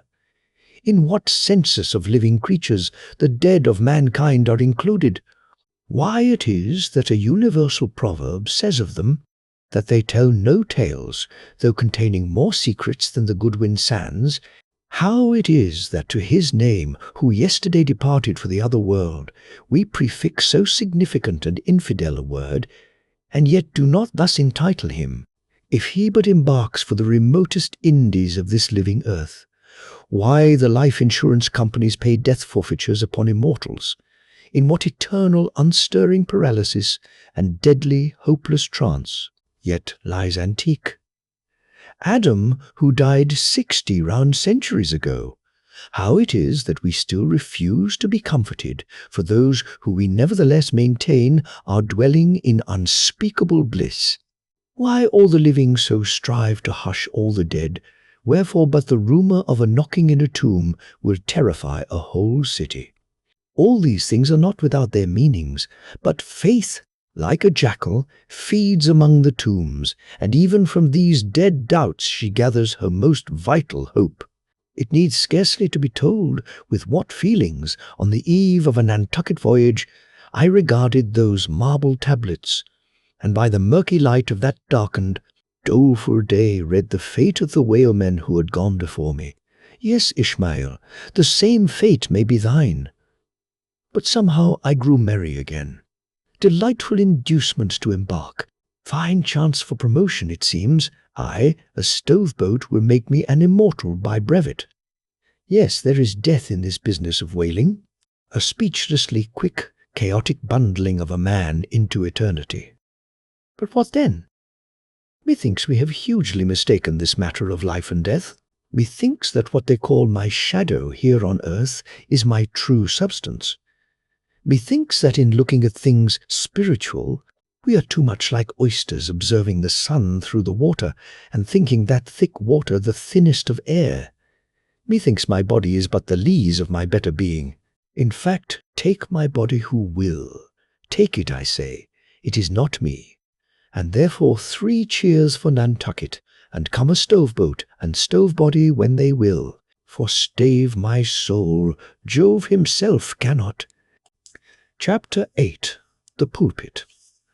I had not been seated very long ere a man of a certain venerable robustness entered, immediately as the storm-pelted door flew back upon admitting him. A quick, regardful eyeing of him by all the congregation sufficiently attested that this fine old man was the chaplain.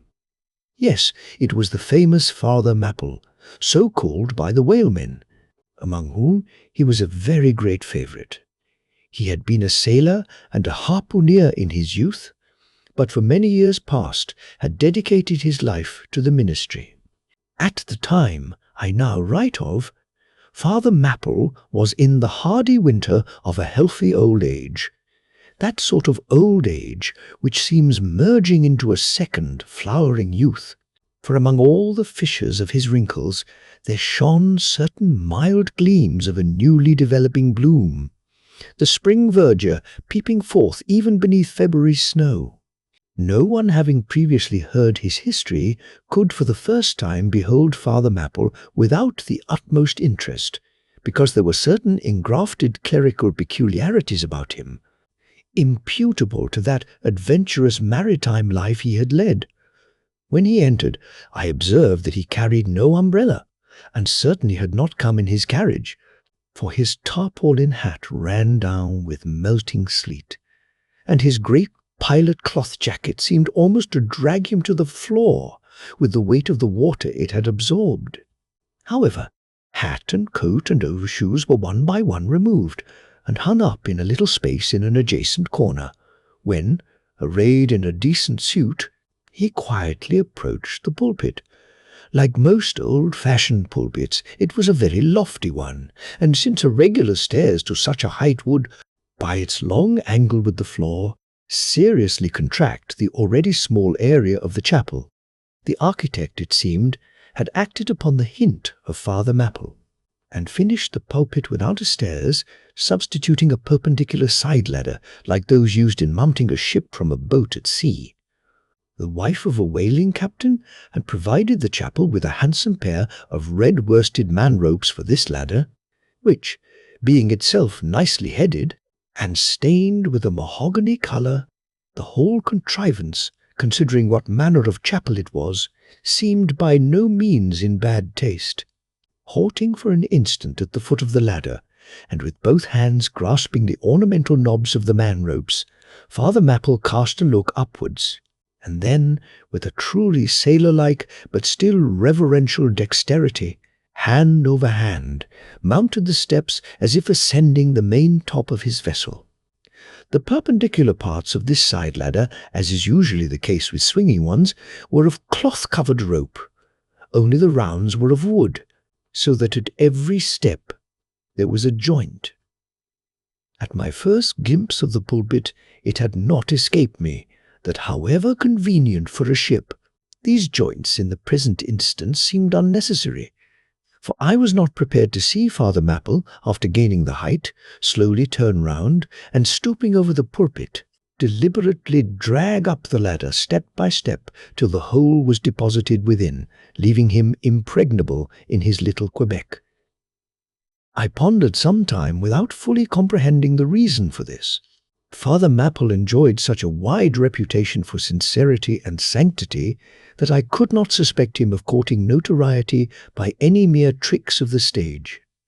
No, thought I, there must be some sober reason for this thing. Furthermore, it must symbolize something unseen. Can it be, then, that by that act of physical isolation, he signifies his spiritual withdrawal for the time from all outward worldly ties and connections? Yes, for replenished with the meat and wine of the word, to the faithful man of God. This pulpit, I see, is a self-containing stronghold, a lofty Ehrenbreitstein, with a perennial well of water within the walls. But the side ladder was not the only strange feature of the place, borrowed from the chaplain's former seafarings. Between the marble cenotaphs on either hand of the pulpit, the wall which formed its back was adorned with a large painting representing a gallant ship beating against a terrible storm off a lee coast of black rocks and snowy breakers. But high above the flying scud and dark rolling clouds there floated a little isle of sunlight, from which beamed forth an angel's face, and this bright face shed a distinct spot of radiance upon the ship's tossed deck, something like that silver plate now inserted into the Victory's plank where Nelson fell. Ah, noble ship! The angel seemed to say. Beat on, thou noble ship, and bear a hardy helm, for lo, the sun is breaking through, the clouds are rolling off, serenest azure is at hand. Nor was the pulpit itself without a trace of the same sea taste that had achieved the ladder and the picture. Its panelled front was in the likeness of a ship's bluff bows, and the Holy Bible rested on a projecting piece of scrollwork fashioned after a ship's fiddle-headed beak. What could be more full of meaning? For the pulpit is ever this earth's foremost part, all the rest comes in its rear, the pulpit leads the world. From thence it is the storm of God's quick wrath is first descried, and the bow must bear the earliest brunt. From thence it is the god of breezes fair or foul is first invoked for favourable winds. Yes, the world's a ship on its passage out, and not a voyage complete, and the pulpit is its prow. Chapter 9. The Sermon. Father Mapple rose, and in a mild voice of unassuming authority ordered the scattered people to condense. "Starboard gangway there! Side away to larboard! Larboard gangway to starboard! Midships, midships!" There was a low rumbling of heavy sea boots among the benches, and a still slighter shuffling of women's shoes, and all was quiet again, and every eye on the preacher. He paused a little, then kneeling in the pulpit's bows, folded his large brown hands across his chest, uplifted his closed eyes, and offered a prayer so deeply devout that he seemed kneeling and praying at the bottom of the sea. This ended in prolonged, solemn tones, like the continual tolling of a bell in a ship that is foundering at sea in a fog. In such tones, he commenced reading the following hymn, but changing his manner towards the concluding stanzas, burst forth with a pealing exultation and joy. The ribs and terrors in the whale arched over me a dismal gloom, while all God's sun-lit waves rolled by, and lift me deepening down to doom. I saw the opening maw of hell, with endless pains and sorrows there, which none but they that feel can tell. Oh, I was plunging to despair.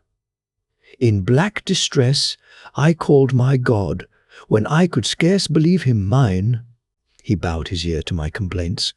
No more the whale did me confine.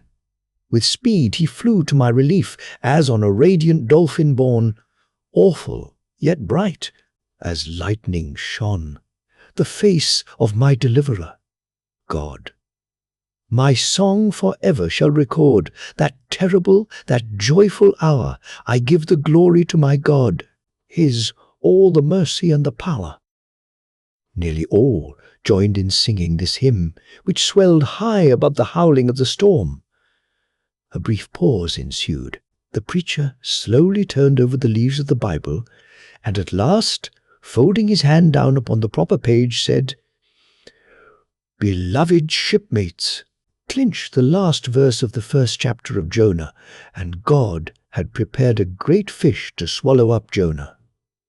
Shipmates, this book, containing only 4 chapters, 4 yarns, is one of the smallest strands in the mighty cable of the Scriptures. Yet what depths of the soul does Jonah's deep sea line sound? What a pregnant lesson to us is this prophet! What a noble thing is that canticle in the fish's belly! How billow-like and boisterously grand! We feel the floods surging over us. We sound with him to the kelpy bottom of the waters. Seaweed and all the slime of the sea is about us.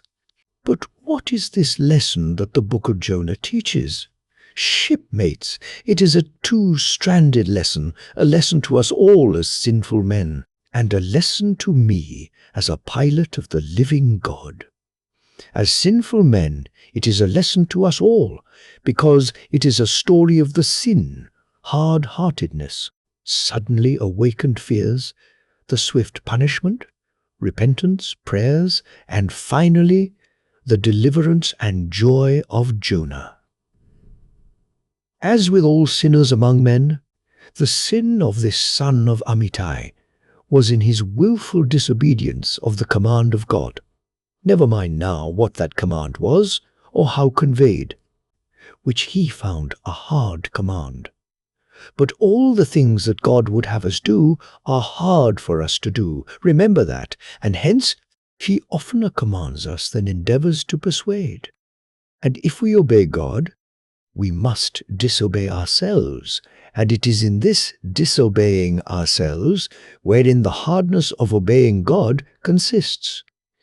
With this sin of disobedience in him, Jonah still further flouts at God by seeking to flee from him. He thinks that a ship made by men will carry him into countries where God does not reign, but only the captains of this earth. He skulks about the wharves of Joppa and seeks a ship that's bound for Tarshish. There lurks, perhaps, a hitherto unheeded meaning here.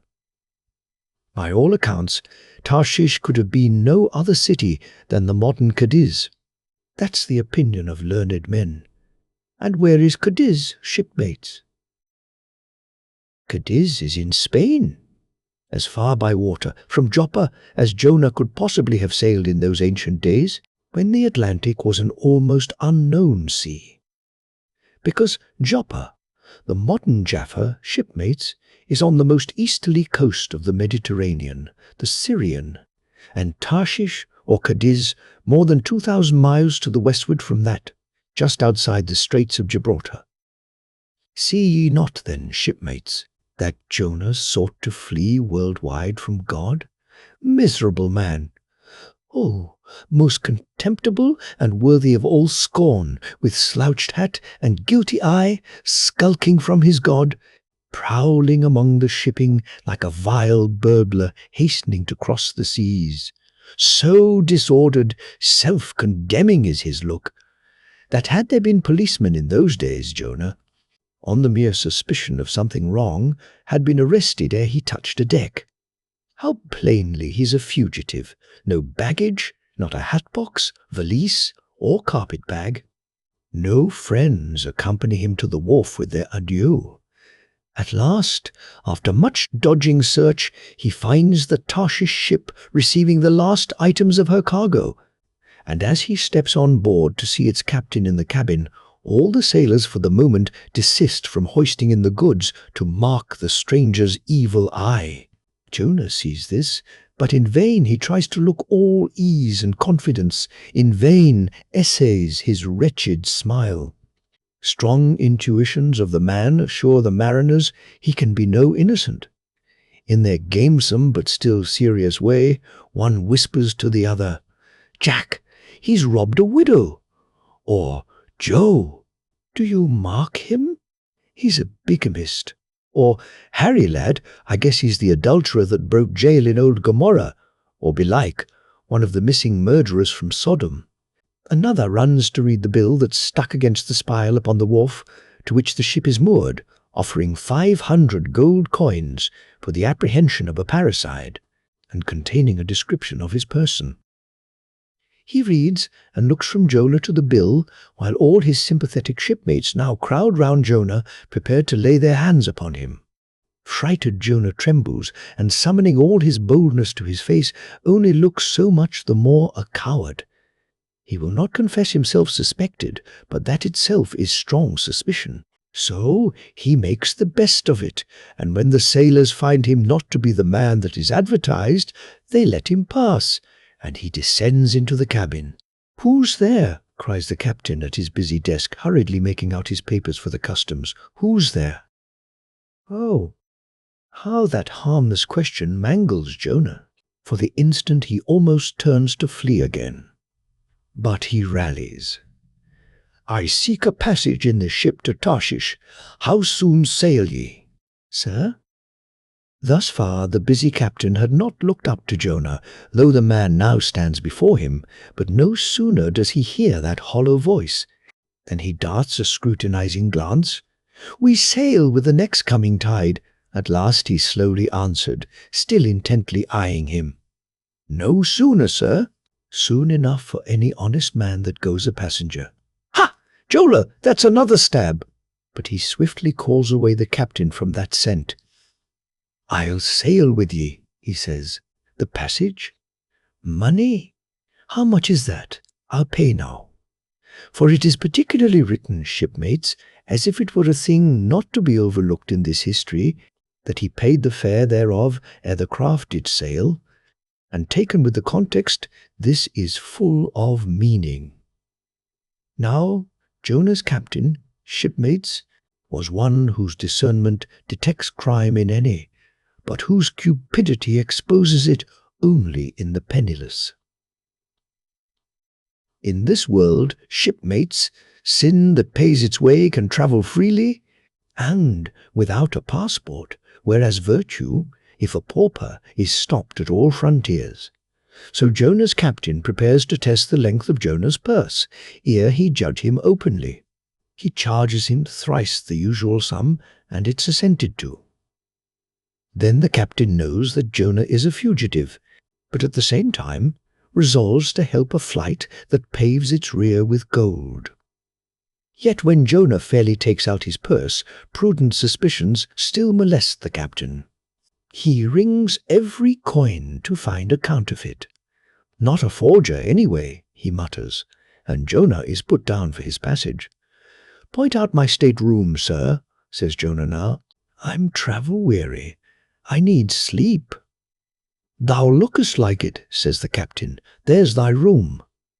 Jonah enters and would lock the door, but the lock contains no key.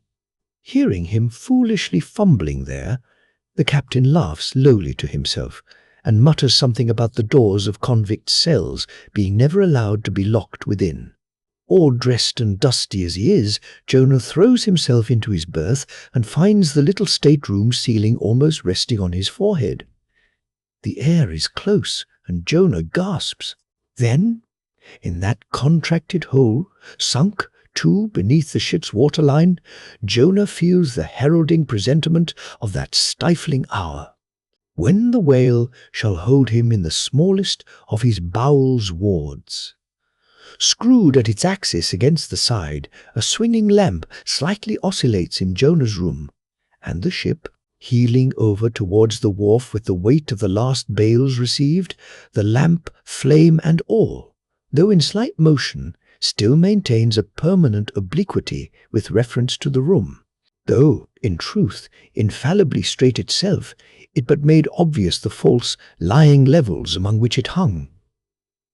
The lamp alarms and frightens Jonah, as lying in his berth, his tormented eyes roll round the place, and this thus far successful fugitive finds no refuge for his restless glance. But that contradiction in the lamp more and more appals him. The floor, the ceiling, and the side are all awry. "Oh, so my conscience hangs in me," he groans, "straight upwards, so it burns, but the chambers of my soul are all in crookedness." Like one who after a night of drunken revelry hies to his bed, still reeling, but with conscience yet pricking him as the plungings of the Roman racehorse, but so much the more strike his steel tags into him, as one who in that miserable plight still turns and turns in giddy anguish, praying God for annihilation until the fit be past, and at last, amid the whirl of woe he feels, a deep stupor steals over him, as over the man who bleeds to death, for conscience is the wound, and there's naught to staunch it. So, after sore wrestlings in his berth, Jonah's prodigy of ponderous misery drags him drowning down to sleep. And now the time of tide has come. The ship casts off her cables, and from the deserted wharf the uncheered ship for Tarshish, all careening, glides to sea. That ship, my friends, was the first of recorded smugglers. The contraband was Jonah. But the sea rebels, he will not bear the wicked burden. A dreadful storm comes on, the ship is like to break. But now, when the boatswain calls all hands to lighten her, when boxes, bales and jars are clattering overboard, when the wind is shrieking and the men are yelling, and every plank thunders with trampling feet right over Jonah's head, in all this raging tumult, Jonah sleeps his hideous sleep. He sees no black sky and raging sea, feels not the reeling timbers, and little hears he or heeds he the far rush of the mighty whale, which even now with open mouth is cleaving the seas after him. Aye, shipmates, Jonah was gone down into the sides of the ship, a berth in the cabin as I have taken it, and was fast asleep. But the frightened master comes to him, and shrieks in his dead ear, "What meanest thou, O sleeper? Arise!" Startled from his lethargy by that direful cry, Jonah staggers to his feet, and stumbling to the deck, grasps a shroud to look out upon the sea. But at that moment he is sprung upon by a panther billow leaping over the bulwarks. Wave after wave thus leaps into the ship, and finding no speedy vent runs roaring fore and aft, till the mariners come nigh to drowning while yet afloat. And ever, as the white moon shows her affrighted face from the steep gullies in the blackness overhead, aghast Jonah sees the rearing bowsprit pointing high upward, but soon beat downward again towards the tormented deep, Terrors upon terrors run shouting through his soul. In all his cringing attitudes, the god-fugitive is now too plainly known.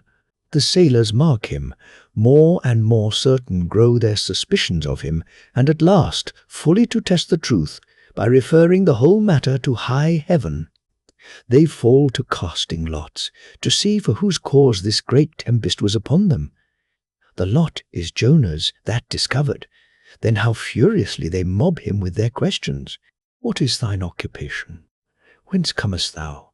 Thy country? What people? But mark now, my shipmates, the behaviour of poor Jonah. The eager mariners but ask him who he is, and where from, whereas they not only receive an answer to those questions, but likewise another answer to a question not put by them. But the unsolicited answer is forced from Jonah by the hard hand of God that is upon him. "I am a Hebrew," he cries, and then, "I fear the Lord, the God of heaven, who hath made the sea and the dry land." Fear him, O Jonah? Aye, well mightest thou fear the Lord God then. Straightway he now goes on to make a full confession, whereupon the mariners became more and more appalled, but still are pitiful. For when Jonah, not yet supplicating God for mercy, since he but too well knew the darkness of his deserts, when wretched Jonah cries out to them to take him and cast him forth into the sea, for he knew that for his sake this great tempest was upon them, they mercifully turn from him and seek by other means to save the ship. But all in vain. The indignant gale howls louder then, with one hand raised invokingly to God, with the other they not unreluctantly lay hold of Jonah. And now, behold, Jonah taken up as an anchor and dropped into the sea, when instantly an oily calmness floats out from the east, and the sea is still, as Jonah carries down the gale with him, leaving smooth water behind. He goes down in the whirling heart of such a masterless commotion that he scarce heeds the moment when he drops seething into the yawning jaws awaiting him, and the whale shoots to all his ivory teeth like so many white bolts upon his prison. Then Jonah prayed unto the Lord out of the fish's belly. But observe his prayer, and learn a weighty lesson, for sinful as he is, Jonah does not weep and wail for direct deliverance. He feels that his dreadful punishment is just. He leaves all his deliverance to God, contenting himself with this, that spite of all his pains and pangs, he will still look towards his holy temple. And here, shipmates, is true and faithful repentance, not clamorous for pardon, but grateful for punishment. And how pleasing to God was this conduct in Jonah, is shown in the eventual deliverance of him from the sea and the whale. Shipmates, I do not place Jonah before you to be copied for his sin, but I do place him before you as a model for repentance. Sin not, but if you do, take heed to repent of it like Jonah.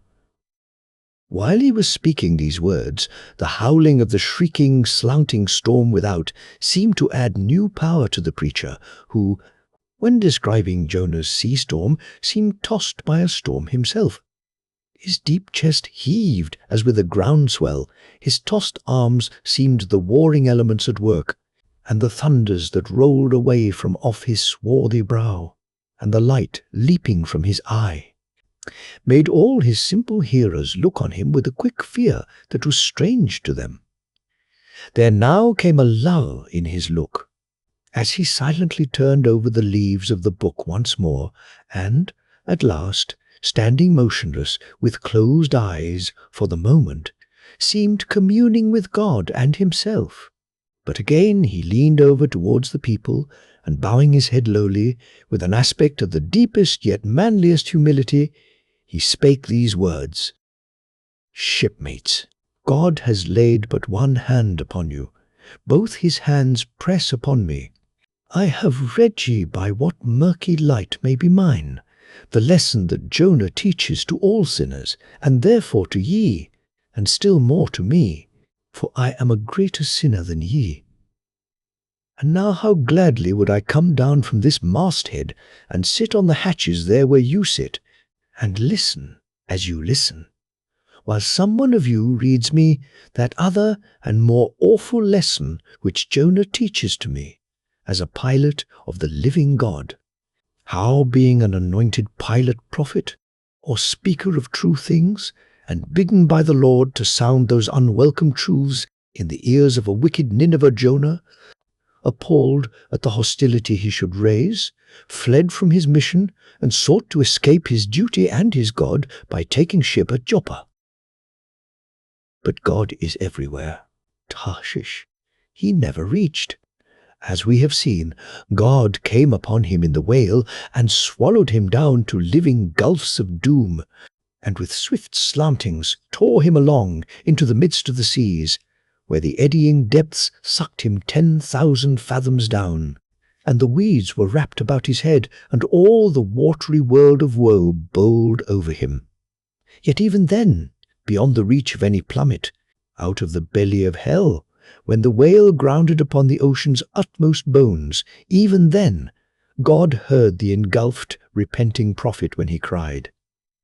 Then God spake unto the fish, and from the shuddering cold and blackness of the sea the whale came breaching up towards the warm and pleasant sun, and all the delights of air and earth, and vomited out Jonah upon the dry land when the word of the Lord came a second time. And Jonah, bruised and beaten, his ears like two seashells, still multitudinously murmuring of the ocean, Jonah did the Almighty's bidding. And what was that, shipmates? To preach the truth to the face of falsehood. That was it. This, shipmates, this is that other lesson, and woe to that pilot of the living God who slights it. Woe to him whom this world charms from gospel duty. Woe to him who seeks to pour oil upon the waters when God has brewed them into a gale. Woe to him who seeks to please rather than to appall. Woe to him whose good name is more to him than goodness. Woe to him who, in this world, courts not dishonour. Woe to him who would not be true, even though to be false were salvation. Yea, woe to him who, as the great pilot Paul has it, while preaching to others, is himself a castaway. He dropped and fell away from himself for a moment, then lifting his face to them again, showed a deep joy in his eyes, as he cried out with a heavenly enthusiasm, "But oh, shipmates, on the starboard hand of every woe there is a sure delight, and higher the top of that delight than the bottom of the woe is deep. Is not the main truck higher than the kelson is low? Delight is to him a far, far upward and inward delight, who against the proud gods and commodores of this earth ever stands forth his own inexorable self. Delight is to him whose strong arms yet support him, when the ship of this base treacherous world has gone down beneath him. Delight is to him who gives no quarter in the truth, and kills, burns, and destroys all sin, though he pluck it out from under the robes of senators and judges. Delight, top-gallant delight is to him who acknowledges no law or lord but the Lord his God, and is only a patriot to heaven. Delight is to him whom all the waves of the billows of the seas of the boisterous mob can never shake from the sure keel of the ages, and eternal delight and deliciousness will be his. Who, coming to lay him down, can say with his final breath, O Father, chiefly known to me by thy rod, mortal or immortal, here I die. I have striven to be thine, more than to be this world's or mine own. Yet this is nothing, I leave eternity to thee. For what is man that he should live out the lifetime of his God? He said no more, but slowly waving a benediction, covered his face with his hands, and so remained kneeling till all the people had departed, and he was left alone in the place. Chapter 10. A Bosom Friend. Returning to the Spouter Inn from the chapel, I found Queequeg there quite alone, he having left the chapel before the benediction some time. He was sitting on a bench before the fire, with his feet on the stove hearth, and in one hand was holding close up to his face that little negro idol of his, peering hard into its face, and with a jackknife gently whittling away at its nose, meanwhile humming to himself in his heathenish way. But being now interrupted, he put up the image, and pretty soon, going to the table, took up a large book there, and placing it on his lap, began counting the pages with deliberate regularity, at every 50th page, as I fancied, stopping the moment, looking vacantly around him, and giving utterance to a long-drawn, gurgling whistle of astonishment. He would then begin again at the next 50, seeming to commence at number 1 each time, as though he could not count more than 50, and it was only by such a large number of 50s being found together that his astonishment at the multitude of pages was excited. With much interest, I sat watching him. Savage though he was, and hideously marred about the face, at least to my taste, his countenance yet had a something in it which was by no means disagreeable. You cannot hide the soul. Through all his unearthly tattooings, I thought I saw the traces of a simple, honest heart, and in his large, deep eyes, fiery black and bold, there seemed tokens of a spirit that would dare 1,000 devils. And besides all this, there was a certain lofty bearing about the pagan, which even his uncouthness could not altogether maim. He looked like a man who had never cringed and never had had a creditor. Whether it was, too, that his head being shaved, his forehead was drawn out in freer and brighter relief, and looked more expansive than it otherwise would, this I will not venture to decide, but certain it was, his head was phrenologically an excellent one. It may seem ridiculous, but it reminded me of General Washington's head as seen in the popular busts of him. It had the same long, regularly graded retreating slope from above the brows, which were likewise very projecting, like 2 long promontories thickly wooded on top. Queequeg was George Washington cannibalistically developed.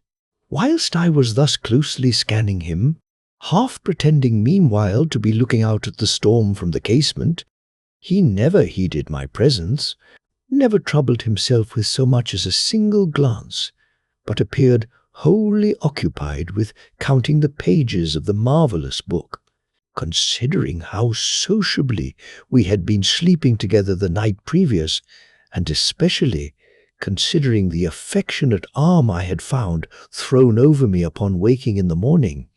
I thought this indifference of his very strange. But savages are strange beings. At times you do not know exactly how to take them.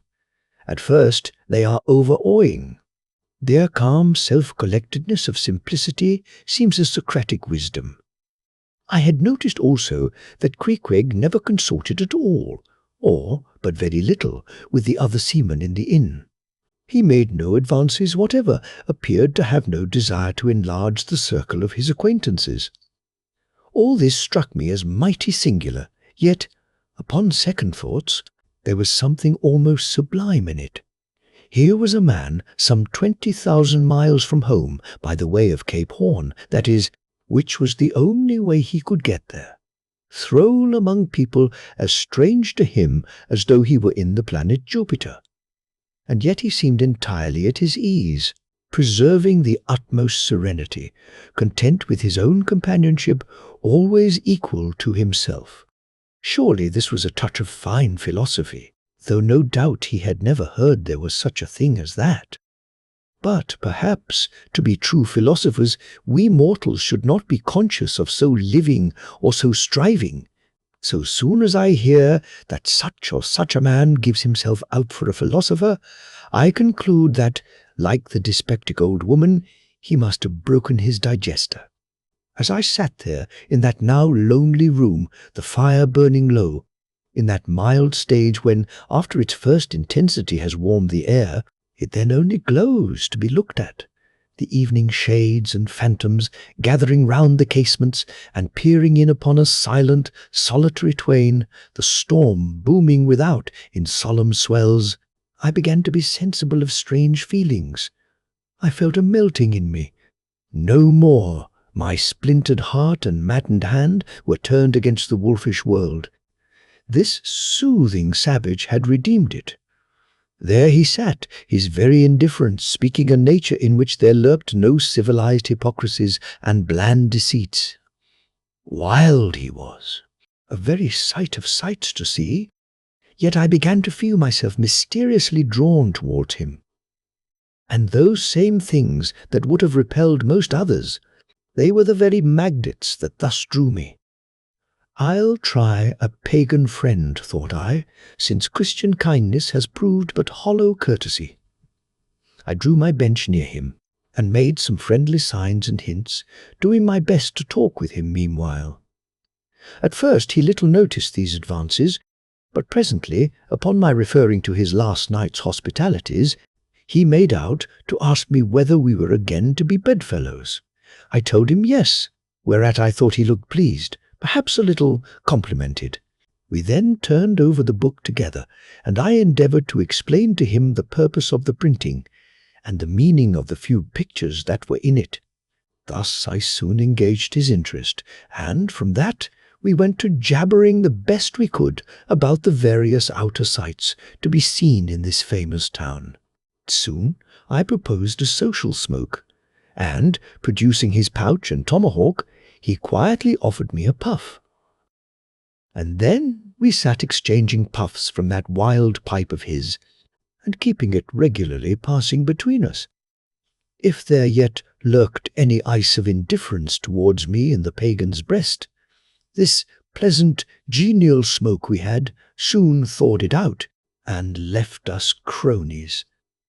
He seemed to take to me quite as naturally and unbiddenly as I to him, and when our smoke was over, he pressed his forehead against mine, clasped me round the waist, and said that henceforth we were married, meaning, in his country's phrase, that we were bosom friends. He would gladly die for me, if need should be. In a countryman, this sudden flame of friendship would have seemed far too premature, a thing to be much distrusted, but in this simple savage those old rules would not apply. After supper, and another social chat and smoke, we went to our room together. He made me a present of his embalmed head, took out his enormous tobacco wallet, and groping under the tobacco, drew out some $30 in silver.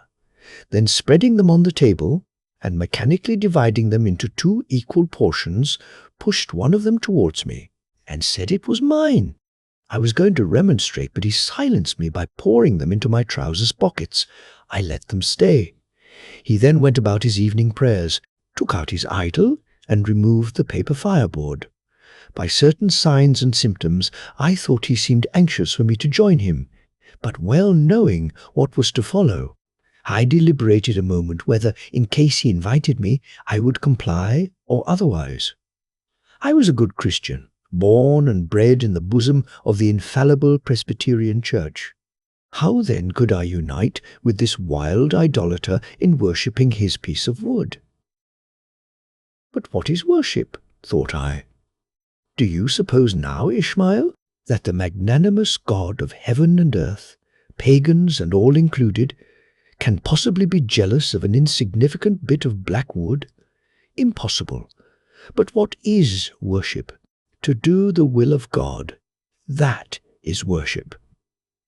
And what is the will of God? To do to my fellow man what I would have my fellow man to do to me. That is the will of God.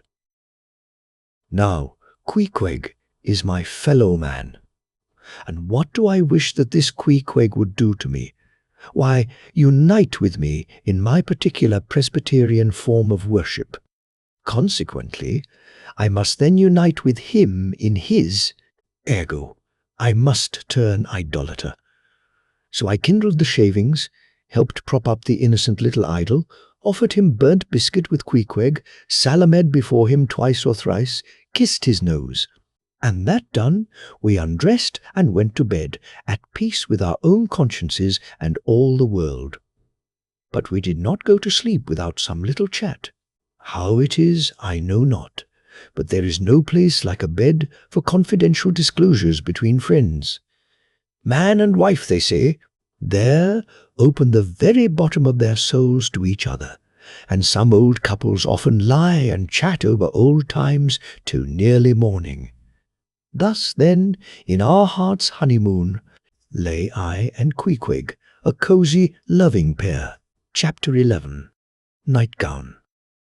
We had lain thus in bed, chatting and napping at short intervals, and Queequeg now and then affectionately throwing his brown tattooed legs over mine, and then drawing them back, so entirely sociable and free and easy were we, when, at last, by reason of our confabulations, what little nappishness remained in us altogether departed, and we felt like getting up again, though daybreak was yet some way down the future. Yes, we became very wakeful, so much so that our recumbent position began to grow wearisome, and by little and little we found ourselves sitting up, the clothes well tucked around us, leaning against the headboard with our 4 knees drawn up close together, and our 2 noses bending over them, as if our knee-pans were warming pans. We felt very nice and snug, the more so since it was so chilly out of doors, indeed out of bedclothes too, seeing that there was no fire in the room. The more so, I say, because truly to enjoy bodily warmth, some small part of you must be cold, for there is no quality in this world that is not what it is, merely by contrast. Nothing exists in itself. If you flatter yourself that you are all over comfortable, and have been so a long time, then you cannot be said to be comfortable any more. But if, like Queequeg and me in the bed, the tip of your nose or the crown of your head be slightly chilled, why then, indeed, in the general consciousness you feel most delightfully and unmistakably warm. For this reason, a sleeping apartment should never be furnished with a fire, which is one of the luxurious discomforts of the rich, for the height of this sort of deliciousness is to have nothing but the blanket between you and your snugness, and the cold of the outer air. Then there you lie, like the one warm spark in the heart of an Arctic crystal. We had been sitting in this crouching manner for some time, when all at once I thought I would open my eyes, for when, between sheets, whether by day or by night, and whether asleep or awake, I have a way of always keeping my eyes shut, in order the more to concentrate the snugness of being in bed, because no man can ever feel his own identity aright, except his eyes be closed, as if darkness were indeed the proper element of our essences, though light be more congenial to our clayey part. Upon opening my eyes then, and coming out of my own pleasant and self-created darkness into the imposed and coarse outer gloom of the unilluminated 12 o'clock at night, I experienced a disagreeable revulsion.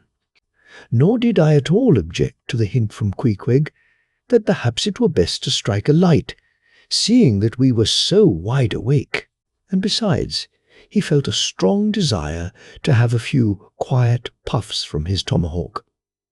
Be it said that though I had felt such a strong repugnance to his smoking in the bed the night before, yet see how elastic our stiff prejudices grow when love once comes to bend them. For now I liked nothing better than to have Queequeg smoking by me, even in bed, because he seemed to be full of such serene household joy then. I no more felt unduly concerned for the landlord's policy of insurance. I was only alive to the condensed, confidential comfortableness of sharing a pipe and a blanket with a real friend. With our shaggy jackets drawn about our shoulders, we now passed the tomahawk from one to the other, till slowly there grew over us a blue hanging tester of smoke, illuminated by the flame of the new lit lamp. Whether it was That this undulating tester rolled the savage away to far distant scenes, I know not. But he now spoke of his native island, and, eager to hear his history, I begged him to go on and tell it. He gladly complied, though at the time I but ill comprehended not a few of his words, yet subsequent disclosures, when I had become more familiar with his broken phraseology, now enable me to present the whole story, such as it may prove in the mere skeleton I give. Chapter 12. Biographical. Queequeg was a native of Rokovoko, an island far away to the west and south. It is not down in any map, true places never are. When a new, hatched savage, running wild about his native woodlands in a grass clout, followed by the nibbling goats as if he were a green sapling, even then, in Queequeg's ambitious soul lurked a strong desire to see something more of Christendom than a specimen whaler or two. His father was a high chief, a king, his uncle a high priest, and on the maternal side he boasted aunts who were the wives of unconquerable warriors. There was excellent blood in his veins, royal stuff, though sadly vitiated, I fear, by the cannibal propensity he nourished in his untutored youth. A Sag Harbor ship visited his father's bay, and Queequeg sought a passage to Christian lands. But the ship, having her full complement of seamen, spurned his suit, and not all the king his father's influence could prevail. But Queequeg vowed a vow. Alone in his canoe, he paddled off to a distant strait, which he knew the ship must pass through when she quitted the island.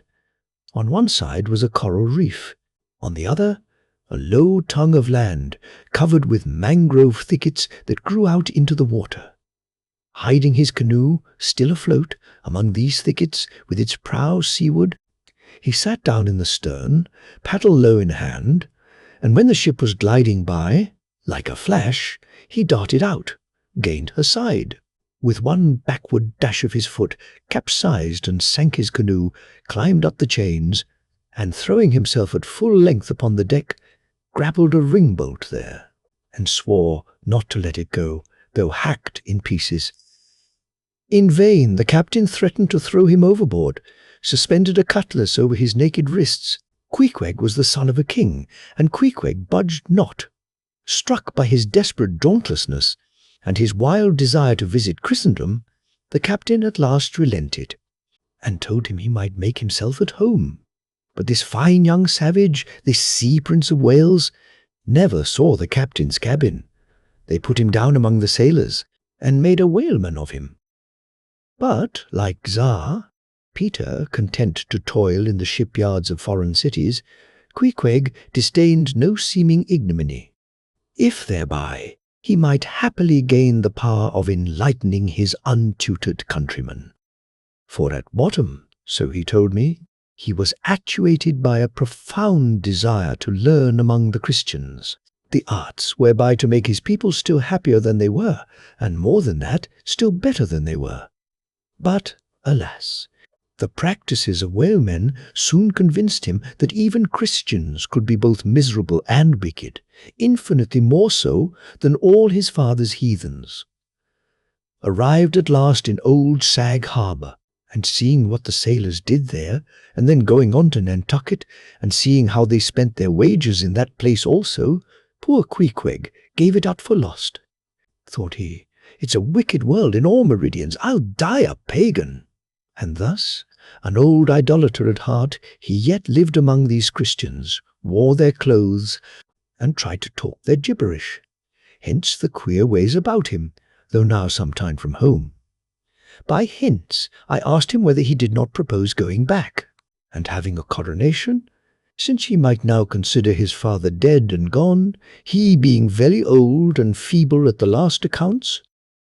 He answered, no, not yet, and added that he was fearful Christianity, or rather Christians had unfitted him for ascending the pure and undefiled throne of 30 pagan kings before him. But by and by, he said, he would return, as soon as he felt himself baptized again. For the nonce, however, he proposed to sail about and sow his wild oats in all 4 oceans. They had made a harpooner of him, and that barbed iron was in lieu of a scepter now. I asked him what might be his immediate purpose touching his future movements. He answered, to go to sea again in his old vocation. Upon this, I told him that whaling was my own design, and informed him of my intention to sail out of Nantucket as being the most promising port for an adventurous whaleman to embark from. He at once resolved to accompany me to that island, ship aboard the same vessel, get into the same watch, the same boat, the same mess with me. In short, to share my every hap, with both my hands in his, boldly dip into the potluck of both worlds. To all this I joyously assented, for besides the affection I now felt for Queequeg, he was an experienced harpooner, and as such could not fail to be of great usefulness to one who, like me, was wholly ignorant of the mysteries of whaling, though well acquainted with the sea, as known to merchant seamen. His story being ended with his pipe's last dying puff, Queequeg embraced me, pressed his forehead against mine, and blowing out the light, we rolled over from each other, this way and that, and very soon were sleeping.